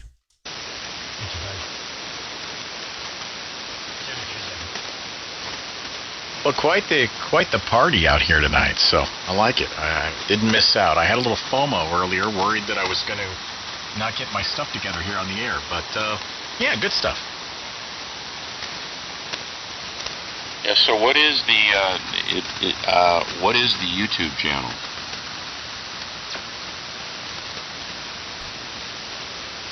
Oh, the YouTube channel is the infamous N6MUD YouTube channel. And also, if you go to November 6 Mike Uniform, what's D? Delta. Mike Uniform Delta.com. There's also a live chat going on that's synced up with the live chat on the YouTube channel. Wow, way cool. Multimedia, gotta love it. Kind of a fun way to give yourself a little radio check to hear how you sound on receive. I've spent years trying not to listen to my own voice. The last couple of words that I sang on the Utah SDR, and I think wow, I'm digging it. I like the way I sound. As you should, brother. Yeah, best sounding flex out there, Ryan. Good job, man. Well, I do appreciate it. So, Smitty, if you've got the chat up, I put a picture in there. That's what I'm seeing on my screen. The left side is the local, and the right side is the Kiwi. All right, hold on. I'm bringing it up right now. Oh, that's damn sexy.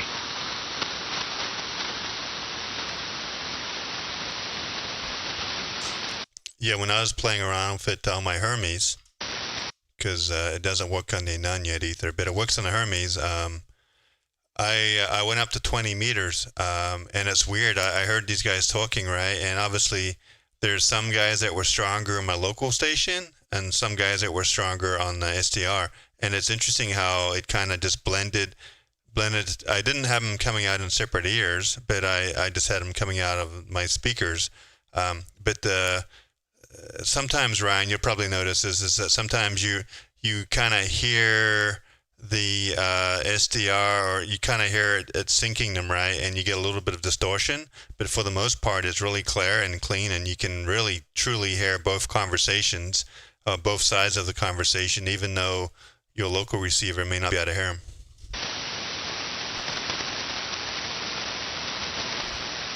Yeah, it's interesting. It's definitely different. It's amazing. I mean, like I said, it's making this conversation possible in a super simple way. I don't have to have another computer set up or my phone or anything else. It's all right here, one screen. All of the controls work the same. I can turn on the noise reductions, change the filters, the bandwidths, all of it, all right here. Because it's just like having another local receiver. Can you use web SDRs, or is it limited to just Kiwi on that second pipe?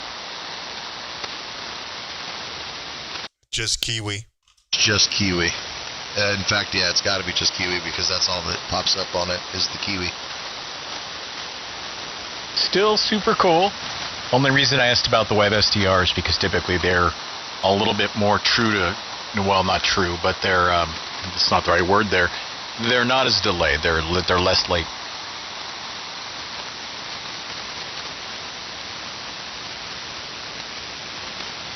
I mean, it could also be my computer, too. I mean, this is an old, slow computer, so it's hard to say. I'm starting to lose you in Utah, though. I hope the band's not completely going kaput on us. Yeah, I've got Utah still up in one ear, and I'm surprised. I'm just kind of Now I'm a little bit back. It hasn't figured out what it wants to do yet. 1 minute I'm quiet, 1 minute I'm loud. Am I making it into Utah, Smitty? Sure, so it's a little fickle. It's tough because I've got you so strong in one ear, and you're always the last to go, Craig. I've just got a great pipe to you. In Utah, I didn't hear you because Ryan doubled over you and completely clobbered you. So give it a try again. Let's let Craig test himself into Utah here. Go ahead there. All right. Well, you're at least 10 over local there, Smitty. How do you copy me in Utah? About 1,250 watts there to 1,300 watts. I mean, you sound equally strong in both ears. Reading the S meter there in Utah, you're S20. S20. Sorry, 20 over. WB1G. Hey, I'll take 20 over into Utah. That's fabulous. Yeah, now you're S9. It's just weird. It's the band is in flux. Now I'm 15 over into Utah. So yeah, she's changing. Yeah, you guys are all between 10 over and 20 over 9 in Coeur d'Alene. We got that Idaho pipeline.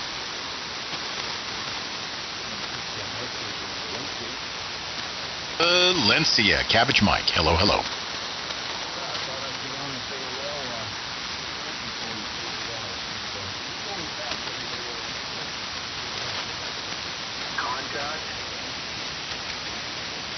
Craig, you hear a person calling for a contact. Stand by 1 second. Craig, you hear MS, right, Mike? Nah, he's right at my noise level. This same thing happened last night around this time. Valencia is a little too close for me. I'm about 100 miles from that. Station asking for the contact. Come now. Well, I'm not completely tuned up, but I guess it'll work. Just checking for a signal report. Okay, well, come again if you don't mind. I'm in Sacramento. Where are you? What's the rig? Well, the rig is a Yaesu FPDX 5000 MP, and the amplifier is an Alpha 8410. I'm using a wire. It's a G5RV Max E, and it's not very high off the ground. This hurricane that hit us in Hawaii put a 45-degree spin in my northern leg of the pole that's holding it up, and so I got a new one today, but I haven't fixed it yet. This is Rob, KH6PXM on Maui. Yeah, Rob, we've talked before. This is Smitty out here in California in Sacramento. Yeah, you're sounding great. About 10 over on your peaks here into Sacramento. Yeah, let's see. Ryan, do you hear Maui? I do. I have a real good copy on Maui, about the same as you got them there. So I'm over here just east of Reno in Nevada. Zen 7 RMK. Okay, yeah, well, just heard you guys. I was spinning the dial, and I thought I recognized your voice there in California. I can't remember the name. You said Smitty? Yeah, good memory there, man. Yep, Smitty here in Sac. Okay, well, I won't intrude. I'll just get back in the side there and listen. So I just wanted to see how it was working after the antenna got lowered about 10 feet lower to the ground. Yeah, no noticeable difference to how I heard you the last time. I recorded I wrote down the signal report that I had you last time when we connected, and yeah, about the same. So it's working, that's for sure. A lot of water between you and I, but yeah, it's got a good strong signal. You're welcome to stay out here. We can all hear you. Okay, well, I'll just throw it out there, and I'll stand by, and I'll be here, KH6PXM, lurking about. Now, something just feels good about working Hawaii on 40. Yeah, Rob, you're always booming into San Diego. Good signal. San Diego from N6MUD. Yeah, you're 10 over in Coeur d'Alene.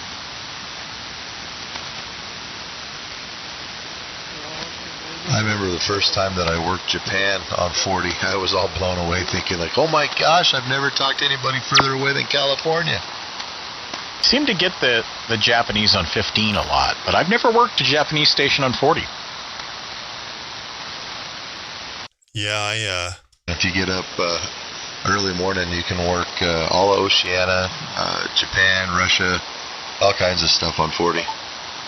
Yes, Smitty, and I was blown away when I first got a JA on 10 meters. Like, I don't know, I think it was right when I got my technician license. I turned on 10 meters and I got a JA station. I was like so happy.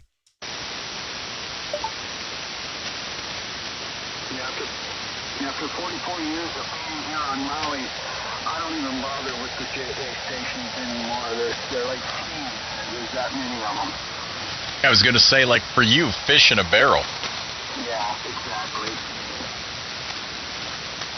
Yeah, and I think Japan's got the highest density of ham radio operators on the planet. Oh, I believe that. They love talking, though.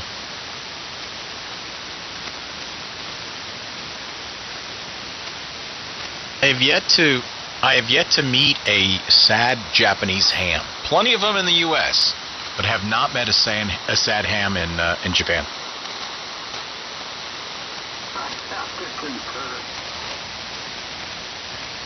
Yeah, I got a friend of mine that's down in Vegas. I haven't talked to him in quite a while. Actually, he liked if you're not doing it wide, you're doing it wrong. He liked that comment today, actually, but. He's Japanese, born and raised, lives in Las Vegas now, and he's always happy. Well, my wife is pure Japanese, but she was born here on Maui. And trust me, she is not always happy. Man, you hear that? You hear that laugh right there? That was honesty pouring out of Rob right now. That's awesome. Yeah, that's for sure. Pure honesty. Yeah, my parents used to live in Maui there, Rob, and I think I've talked to you before. Kihei, Maui there. They lived there for over 10 years, and eventually they moved back to California. But there truly is a thing called island fever. You know, sometimes you just kind of you wanna escape the island, and it's a real thing. You know, I'm sure you've experienced it too. We call that rock fever, and no, I have not. To be 100% honest with you, I have never felt that. And I've been here going on August 1st made 44 years for me. Well, interesting. But yeah, I haven't been back to Maui for a good 10 years. Well overdue, maybe a little less than that, but definitely well overdue. Time for a trip back there sooner than later. Hey, Rob, do you ever... Here, August 1st, 1982, and I never left. Unlike my brother, Bill, now a silent king, he's the one who talked me into moving over here, and I'm glad I did. But he moved back to the mainland and then back to Hawaii 6 separate times, building up containers with cars, furniture, you name it. If you could cram it into a 40-foot container, he would. And you can imagine the money that he spent on shipping back and forth 6 times. He could have bought some real nice land. He got two, well, he's gone now, his wife does. But he passed away December 22nd, 2018. Oh, man, that's a bummer, man. Sorry to hear that. You ever get tired of the tourists?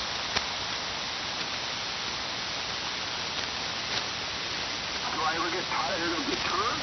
Yes. I imagine that their lack of respect for your home and treating it like a resort destination and forgetting that it's a pretty amazing place. That would bug the you know what out of me. Well, here's the thing. These brain surgeons, they come over here and they instantly forget how to drive. They instantly forget that there's other people on the road. And they'll be driving over the Pali to Lahaina, or vice versa from Lahaina back, to Kahului side and going over the Poly, it's a very narrow, winding two-lane, two lanes going out, one coming in. And they'll be rubbernecking with looking at rails and slam on the frickin' brakes right in front of you. I don't know how many rear-end collisions have occurred because of that very thing right there. You've almost described Las Vegas as well there, Smitty. Everybody's there for a party, no rules, just right. They forget that people actually live there. That was one of the reasons I had to get out of there on a very long list, but zip, same thing. No rules, just right. They forget who they are. A buddy who's a cop there, and he laughs all the time. That mantra, what happens in Vegas stays in Vegas, gets a lot of people in trouble. WB1G. Yes, it does.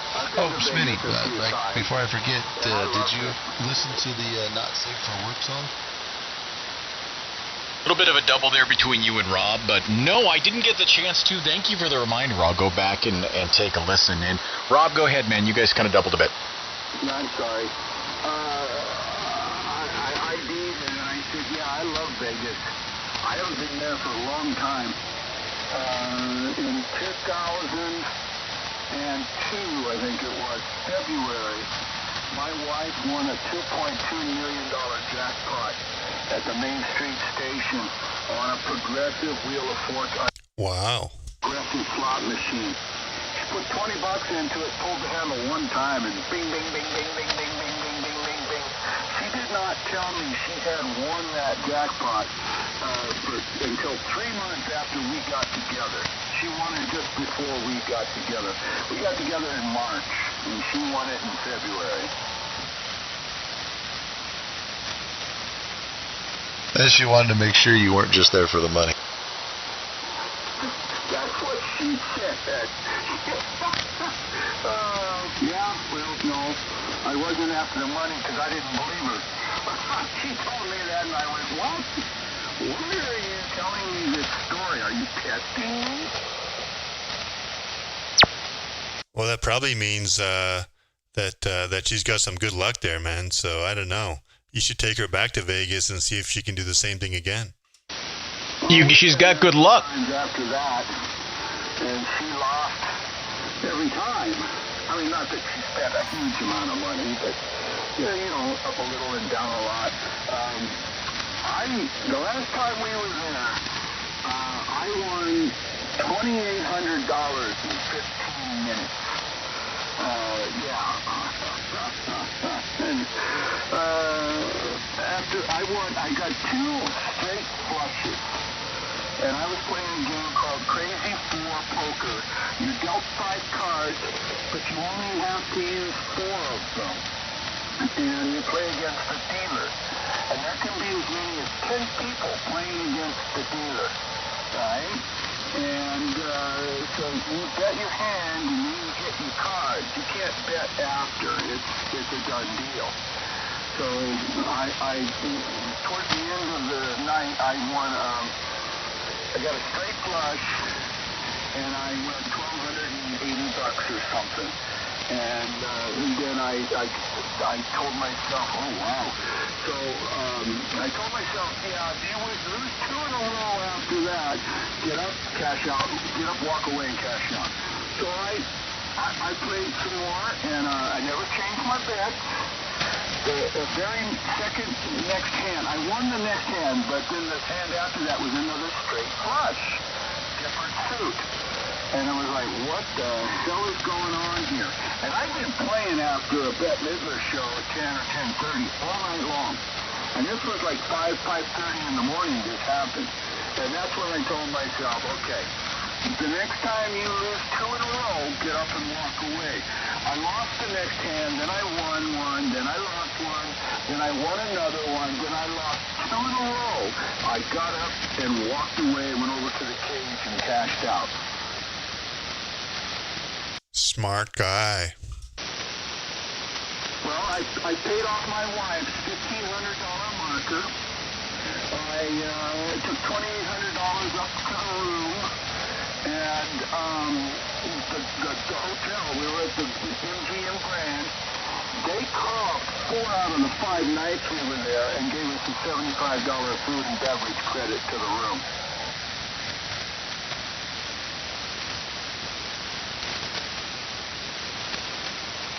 Smart guy. Yeah, I'll just repeat what Craig said. All the freebies, but just remember that the majority of people don't win because they definitely don't keep all those lights on by paying everybody that comes and plays their machines. Oh, they win. Yeah, and it's not how much you win or lose. It's not how much you bet. It's how long you're at the tables betting. Yeah, you know what? It's funny that I think it was the day I turned 21. Back in the ancient times when people carried cash with them, we went into a convenience store and grabbed something to eat for lunch, and I got a quarter in my change. So I was the way out the door. I threw the quarter in the slot machine, not slot machine. I guess it was a poker machine. Hit the deal button, and it dealt me 4 aces. I won $20 off of a quarter, and I ain't never won nothing ever since. That's good. There was somebody else making a comment. Go ahead. Yeah, I was just saying that that's exactly it right there, Ryan. You gotta walk away at the right time, but the fact is, no matter what, if you ever step foot into a Vegas casino again and you ever bet again, they'll get their money back at some point. Either your hotel stay, or you having a meal in one of the restaurants, or they get that money back. Oh, yeah. So you know how hard it would be to bankrupt a casino, right?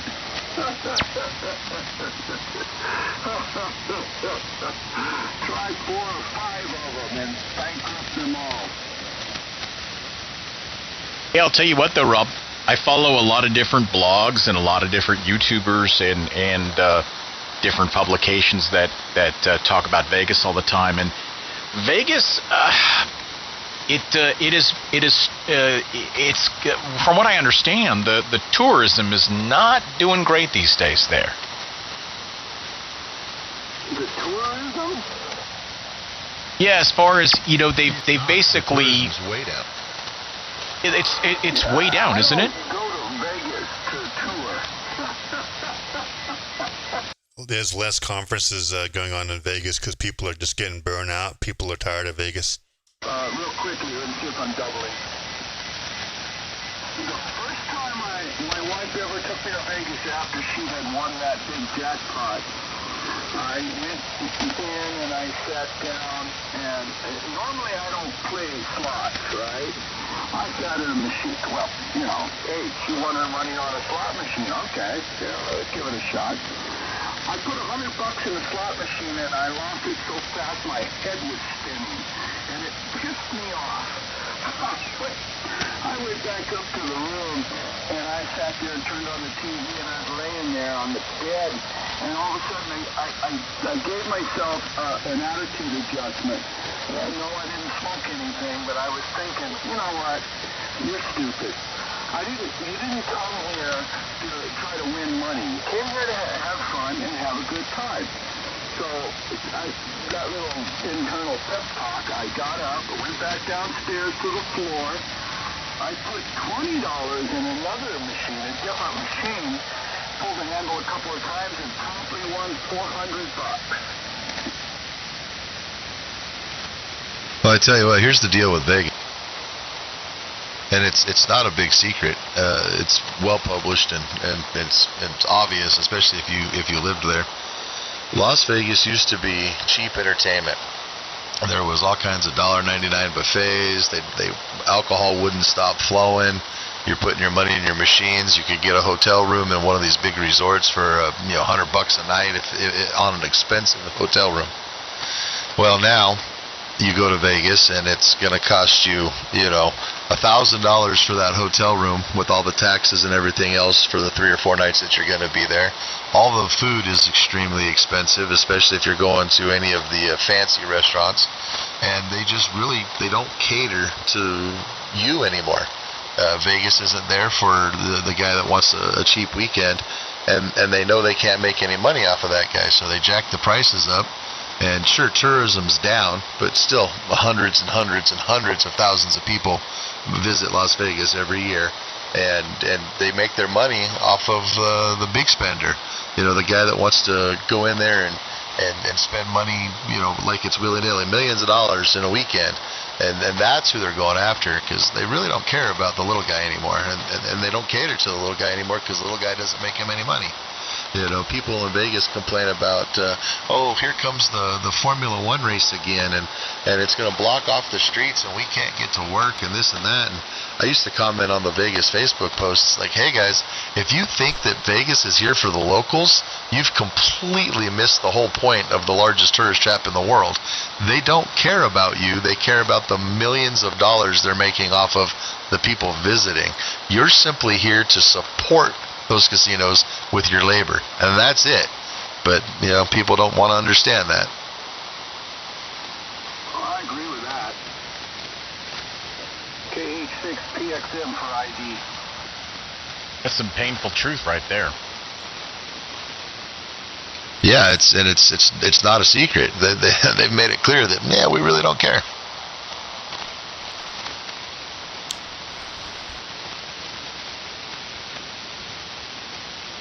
I mean, I would have people that had moved away or whatever, you know, they moved down to Phoenix or whatever, and then they'd come back to town and they'd be like, man, we used to be able to come to town and spend $1,000 on a weekend. Now we come to Vegas and it's $1,500, it's $2,000, and it's not nearly as much fun. You know, the whole place has changed so much over the years that it's just, I don't see how people can enjoy it. And then the town itself has gotten too big, and I mean, just on and on and on. I'm so glad I don't live there anymore. You know what I think is kind of sad is that the food, while there are a lot of different options for Vegas restaurants and all that, they're not that great. They're mediocre at best. Most of them are mediocre at best, with the price of like a Michelin star. Oh, absolutely. And it's a more captive audience, you know. Where else are you going to go? You're going to go off strip? Probably not. Well, In and out, baby. Downtown, my wife won that jackpot at the Main Street station. It wasn't uptown and on the strip. It was down at one of the oldest casinos there, Main Street station. And I like going to, oh God, what's the name of it? It's across the street from Main Street Station. You go up there's not an escalator, a staircase. There's stairs that go up and over and then back down the other side. And I'm trying to think of, but for some reason the name escapes me. But I like going over there to that casino too. It's an older one. I've noticed, you can win or lose at any of them, but they're cheaper. You could sit at a table and spend the same amount of money all day long at one of those downtown places versus out on the strip in New York, MGM Grand, although I love the MGM Grand. You know, those others on the strip. Yeah, there's a difference. You can spend a lot of money and less time at the strip casinos versus downtown and the older ones. I've had the same experience. I love going downtown. I prefer that over the strip any day. See, and that's odd for me to hear that, because when I see downtown, I think that Fremont Street experience, and just... We would go down there. They'd have free concerts. You know, decent bands would come have free concerts. You're like, oh, that's gonna be fun. We'll go down, have a good time. Or there was a place, I can't remember the name of it. It was good food, nice bar. But the problem is all the homeless people that were crawling all over the place, and all the spaced out tweaker drug addicts that were all over, and just real scummy and dirty is the way I felt down there. I'm surprised to hear you guys really like that Fremont Street experience area. Well, the thing is, I don't go down there to hang out outside with the homeless people. I get into the casino. You gamble too much, you'll be homeless. Yeah, out of sight, out of mind.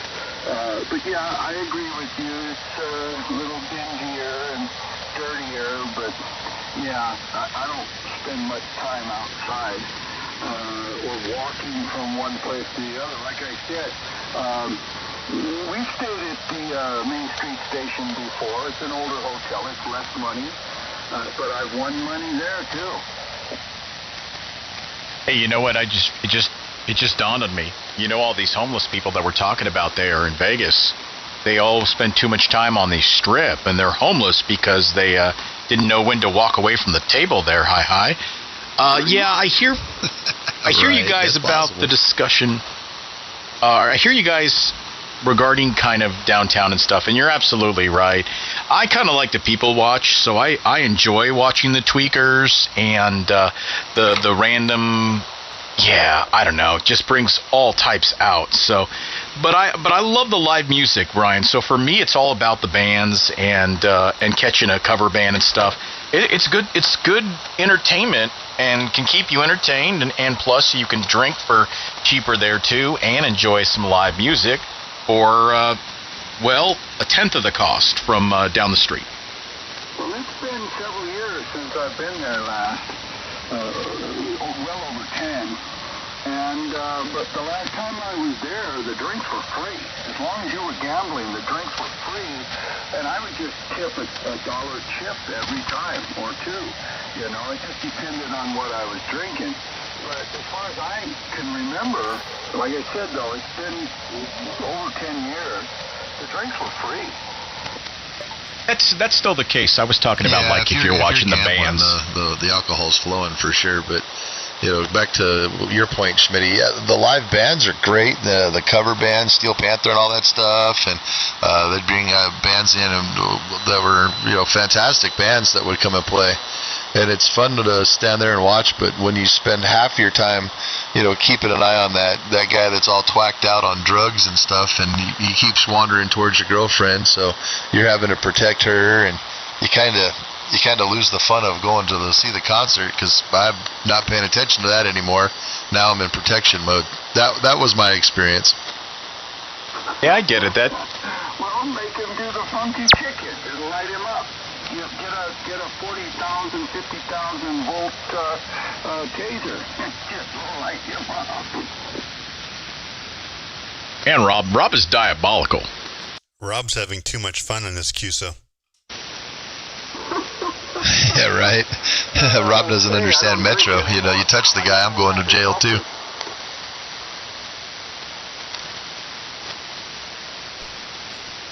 Yeah, I'll tell you what. Anyway, for I me spent these most days, of my life being a cheerleader for Las Vegas because that was my home. I moved there when I was 2 years old, so that was home. And unfortunately, the whole valley is not what it used to be, and it's a sad thing for me. But when I was growing up, when I graduated high school, the population of the Las Vegas metropolitan area was about 395,000 people. When I left there, it's almost 3 million. So that's a big change in a very short amount of time. Yeah, for me, Vegas is just a town I drive through on the way to Arizona, Utah, those other states for off-roading and camping and that. So I don't know, man. I very rarely stop in Vegas these days when I drive through there. And I used to go to Vegas a lot for work, so I'm just burnt out on Vegas. And I was saying earlier, I think a lot of people are, and that's why the tourism is down these days, is that companies are figuring out there's other places to have conferences, and more people are willing to go to those conferences if it's not in Vegas.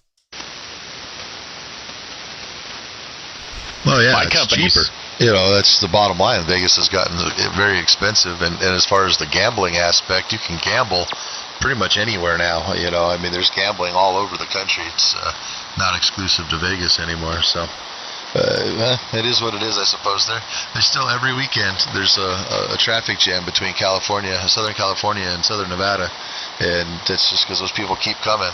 The airport sets a record every year of new people coming in. So, there's still plenty of people coming. It's only down, I think, like 4 or 5%. But, again, they don't care because they're making that up on the other end with the higher paying people. And real quick, W4CVC, he's got a good copy of us in South Carolina, so I guess East Coast can hear us. Good evening. Hello, South Carolina. Hello, South Carolina. Welcome to the chat. Yeah, if you can hear me, I'm out here on Maui in Hawaii. You know what? Every once in a while I'll get on the Triple H net, and it's later at night. And as the sun is down completely, it's getting dark now here, my signal gets stronger and stronger. I talked to Chuck, K9RM in Indiana, I believe is where he is. And he tells me all the time, oh, you're 20 over here. I'm like, holy crap, really? From Maui to Indiana, and I'm 20 over 9? That's unbelievable. Yeah, Chuck's got an amazing antenna, though, so that helps. He does all the heavy lifting. Yeah, I know. It's like a 17-element wire Yagi. Yeah, on 40 meters, and it's fixed, and it's always pointing west. Well, he can flip it. At night when we're on 7190, he flips it all the time, and I still hear him off the back of his antenna.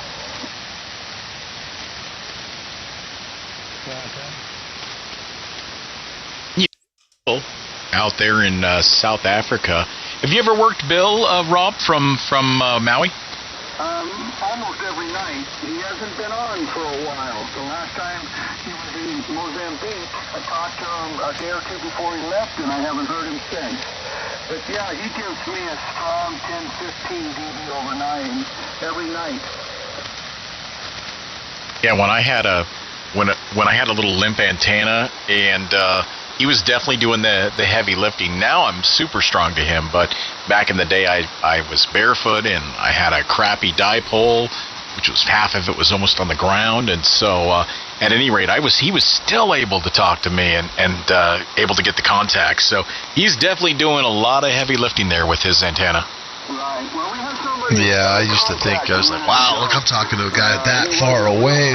You know, and at that time I had my wire was up on the tower, so it was peaked at 45 feet. And, you know, I'm thinking, well, I'm really doing something. Then I found out what he's got going for antennas over there. I was like, yeah, never mind. All right, stand by, everyone, real quick here. That contact station, you got doubled up a bit there, but that station that was asking for the contact, come on in. Whiskey 4, Charlie, Victor Charlie. Name here is Jensen. I'm in Elgin, South Carolina. How copy? Elgin, South Carolina. And come with the call again, because you went quick and I wasn't prepared. Yeah, he's the one in chat, W4CVC. Yeah, he's S7 to S8 out here on Maui. Hey, Cliff, can you hear Sacramento? I sure can. Wow, man, I've got the power down too. I'm at 600 watts, so sounded really good, man. I got you in the log. Well, thank you. Hey, CVC, I've got you good here in Fernley, Nevada, about 30 miles east of Reno. You sound good here. And are you copying Maui? He's hearing you out in Hawaii. Are you copying Hawaii all the way on from the East Coast? That's a hell of a haul. Yeah, you were doubling with him almost the whole time. I'm pretty sure he said he could hear me. KH6PXM, Maui, Hawaii. Yeah, Rob, hi, here you. Could you give me a call again? Yeah, it's Kilo Hotel 6, Papa X-Ray Mike, and the name is Rob. Roger Oscar Bravo. That's a good haul, Maui to South Carolina. Rob, could you give me a signal report, and I'll probably 6,000 miles, 5,000 miles. To Hawaii. Yes, sir. You're between S8 and S9, believe it or not. So it's a good signal. Let me find a blank page in my book here, and I'll write you down because my computer is in my car at the moment. Give me a call sign also, please. Yeah, Whiskey 4, Charlie, Victor Charlie. Name here is Beth, Victor, India, November, Charlie, Echo. And I'm in Elgin, South Carolina. And Rob, you are about 5'7". 5'7", yeah.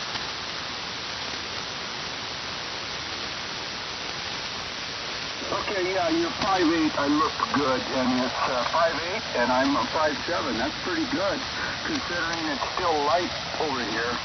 My signal doesn't get stronger because the band goes long after dark here in Hawaii. Gentlemen, that's about 4,640 miles, so nice trip. And that's assuming you're not going long path, but yeah, very surprising. Yeah, South Carolina, you sound great, man. Yeah, if it was long path, you'd hear the flutter.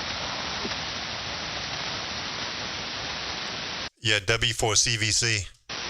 Hey man, thanks for jumping in there, and thanks for hanging out on the chat and listening for us on the East Coast. It's always good to have, always good to know we're making out there ESSB to the East Coast. Thanks a lot there, W4CVC from N6MUD in San Diego. Okay, N6MUD. Yeah, I appreciate the contact, and yeah, I just wanted to jump in and say hello and let you guys know that you're sounding good over here. I pulled you up on YouTube and saw that it was live, so I decided to come in here and fire things up and see if I can make the trip. 73, all y'all can, don't want to take over your conversation, but y'all have a good evening. W4CVC here. I'm happy you jumped in. Computer, I'll log you into my QRZ log page, logbook on my QRZ page. So, yeah, it's a good contact. I appreciate it. Thank you. KH6PXM. 73. Yeah, you don't, CVC, you're welcome to stay out here, by the way. It's nice when the band's kind of cooperating, and since a bunch of us are using Diversity Receive, even the guys that are close, we hear each other just fine. So, yeah, man, thanks for jumping in. Cool that you found the stream. Cool that you got to tune us in, and the band cooperated and all that. And always cool, you know, working South Carolina on 40 in the evenings. So it's late for you, though, man. You're a night crawler or what? Well, we got some thunderstorms right off the coast. It rolled through here tonight, and the static crashes are pretty brutal. So I'm gonna call it a night, and maybe we'll catch you guys another night. So 73 y'all, W4CVC. You got it, man. 7-3. Yeah, it's quite the haul. Maui to East Coast, at least, what, I don't know, probably close to 45 to 5,000 miles there, Smitty. What do you think? I actually plotted it. It's about 4,600 miles.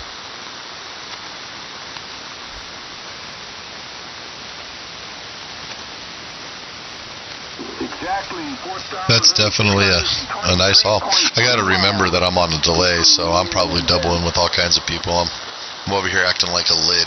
N7 RMK. Whoops, we doubled. Yeah, that's a pretty good estimate. It's 4,623.2 miles exactly, according to the QRZ, website for Vince and myself.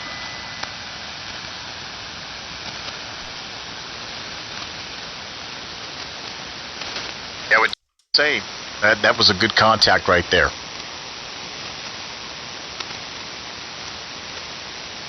Yeah, how often do you talk to the East Coast out of Maui? Is that a common thing, or is that kind of rare for you? Oh, a lot. And there's somebody asking for a break. I talk to the East Coast a lot.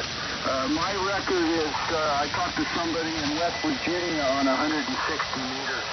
That was phenomenal. But I talk to Florida, New York all the time.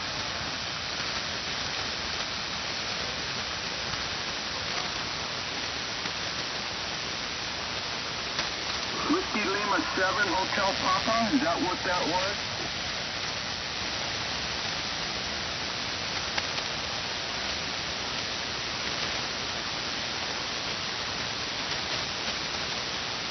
Was that North? Did he say North Pole, Alaska? Did. He said North Pole, Alaska. This is Sacramento, Alaska. And I know where North Pole is. My old college roommate lives there, and I dated a girl that's from that area.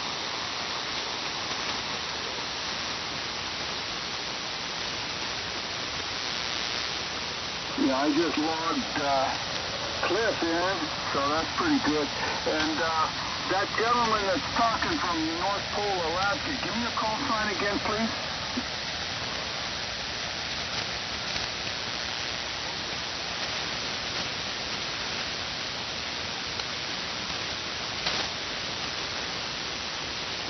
Tom, come with the beginning of that call again. Thomas up there, North Pole.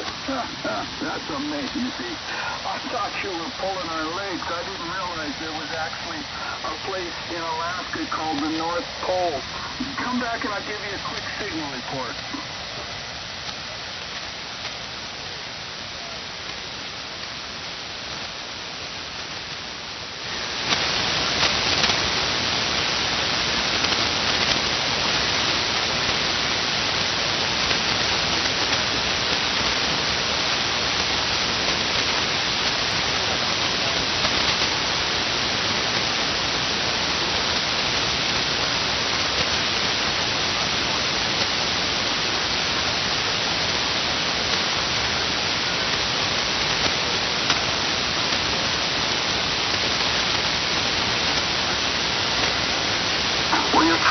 Watts is bouncing you between S7 and S8 here on Maui. So it's working for you. Just curious, what's my report to you? And then I'll get out of here.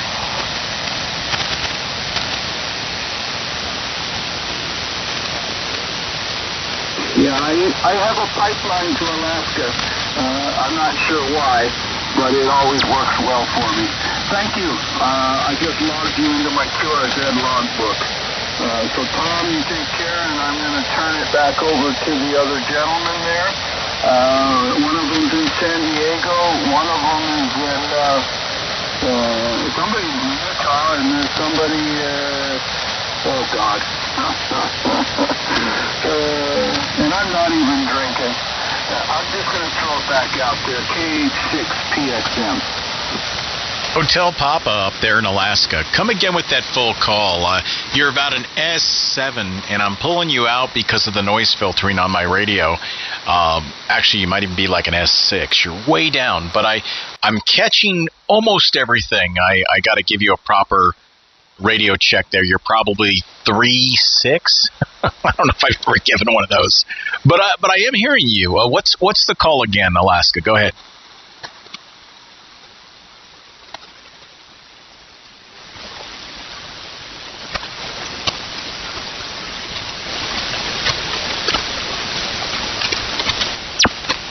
Well, I've always wanted to get the North Pole in my log. I copied you. Whiskey Lima 7 Hotel Papa 300 watts out of the North Pole. Beautiful North Pole, Alaska. That is a gorgeous area. I don't know if I could live up there though, because of the certain times a year. You're in the let's see. It's probably still sunny. I guarantee it's probably still sunny out there, right?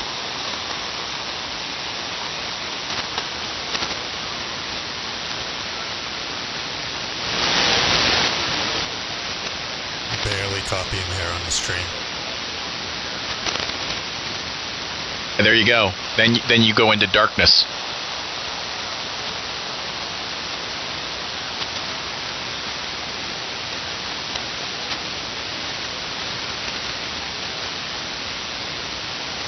Yeah, well, like I said, I have a really good friend of mine that lives there, and I still keep in touch with her. So, yeah, I know that's, I think last winter, or maybe it was, yeah, around January or so, she was saying the Northern Lights, which I know you've probably seen a million times up there, but she said the last year she sent me some pictures, and they were vivid.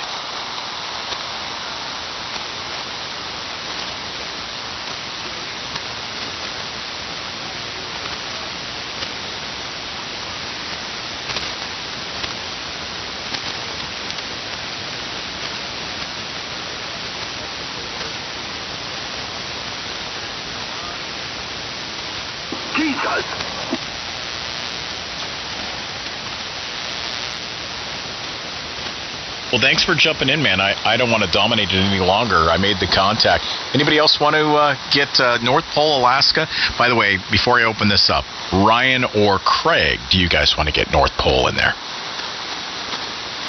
Yeah, I can barely copy him, so I wouldn't be a contact for me. But go ahead, Ryan. Yeah, we can try.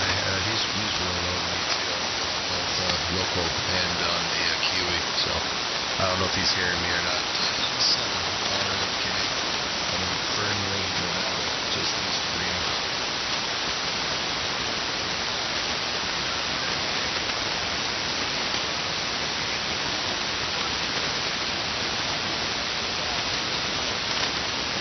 giving you a Q5 copy. I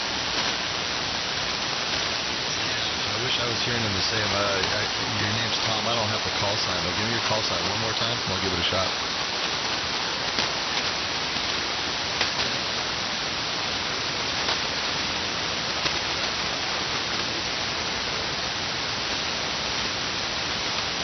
Okay, I got the Lima 7 Hotel Papa. What was the first one? Oh, never mind. That'll be okay.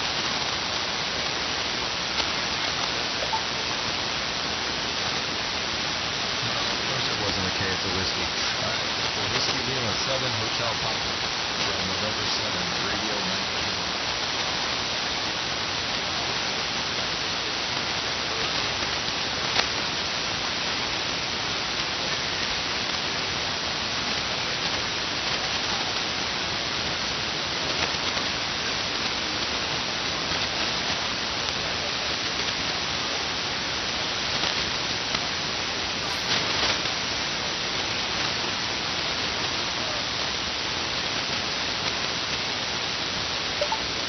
Hey, no problem there, Tom. And yeah, we got you in the log.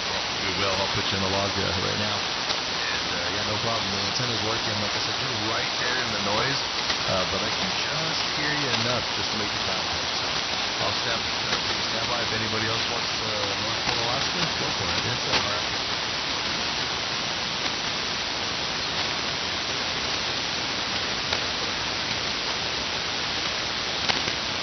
Ryan, you're getting stronger out here on Maui. You're now 5/9.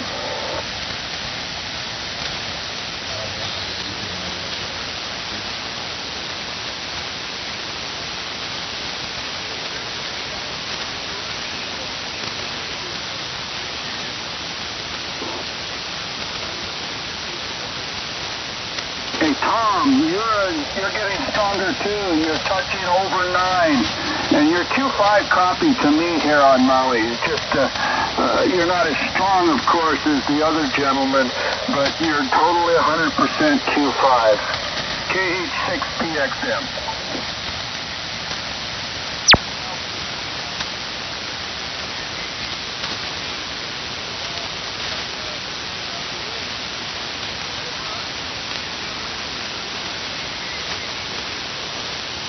Hey, good to connect with you, Tom.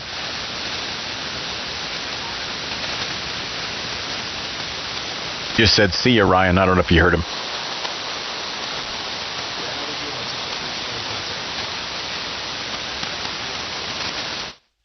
Hey, catch you later there, W4CVC.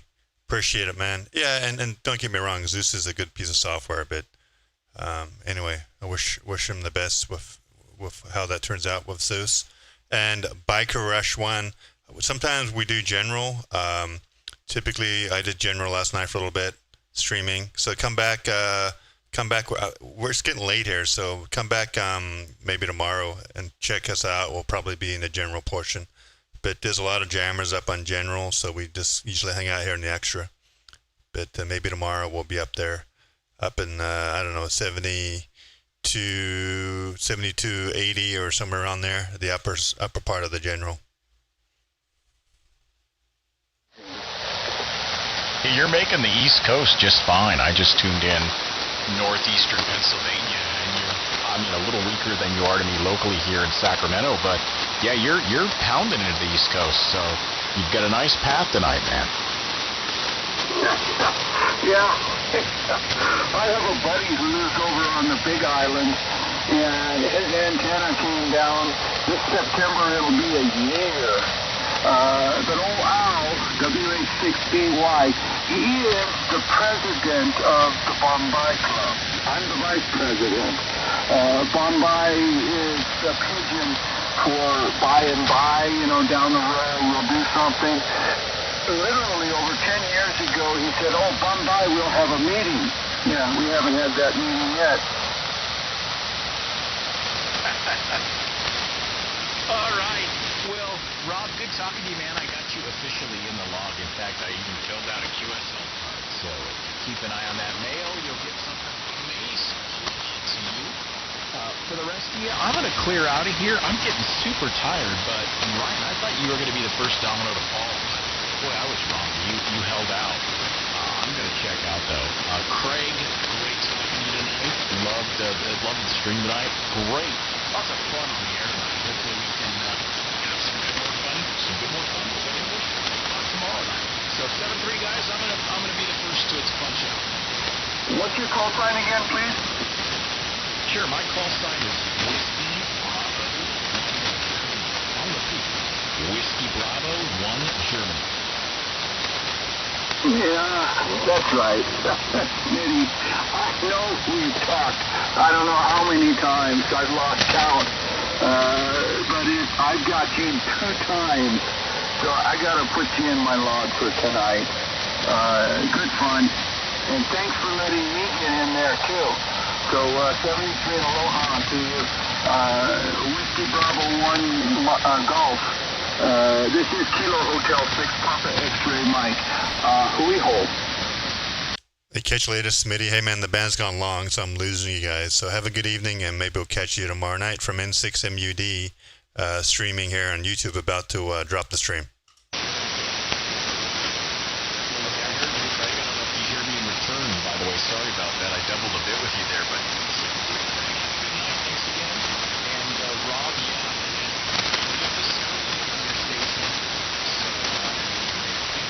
looks like the band has gone super long. So good evening, everybody. Yeah, Craig, we've talked 3 times before, so now I put you in there again. It's good fun. I enjoyed this. I'm glad I spun the dial. So 73 aloha, guys. I got to go in and see what's... Well, I know what's for dinner, but it ain't going to be till tomorrow night. We're going to have corned beef and cabbage. Actually, it's one of my favorite dishes. I'm a cabbageaholic.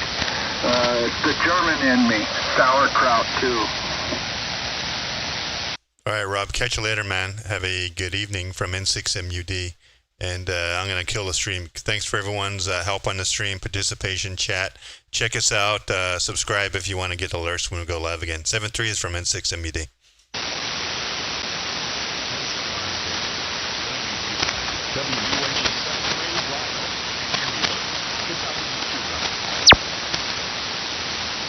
Craig, what was that about? I didn't quite catch that. Yeah, I'm streaming live on YouTube there, Rob. So if check out YouTube, type in my call sign, and you can hear yourself. You better hear yourself all tonight. Over. I didn't. Yeah, there was a whole bunch of doubling going on, and I was guilty of it myself. N6MUD said something that piqued my curiosity, but I didn't catch it. About, I'm not sure what it was. YouTube? Yeah, I'm streaming live on YouTube, Rob. So go to YouTube, type in my call sign, and you can hear yourself. It'll be up there. It's up there right now, and you can listen to yourself and play it back if you want to on YouTube. There, over. You're kidding, right? Oh no, man! Check it out when you get some time. Open up your phone and go to YouTube and type in N6MUD and bring up tonight's stream. You can hear yourself.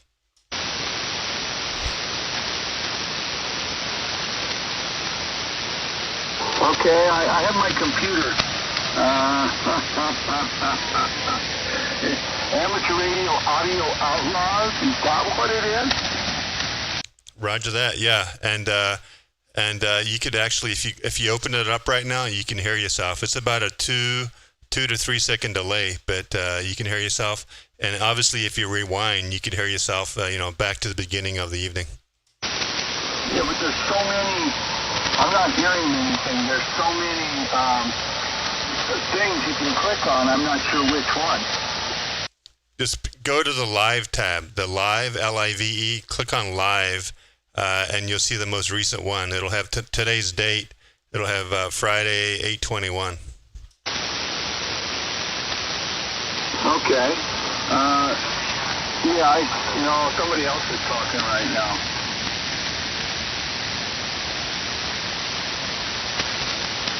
Well, anyway, check it out. You'll be on there. But have a good evening. I'm going to sign out of here. 7-3 is there, Rob. Have a good evening. N6MUD. Oh, this is too funny. All right, yeah. Thanks for that info. Take care, everybody. 73 and aloha. K6PXM.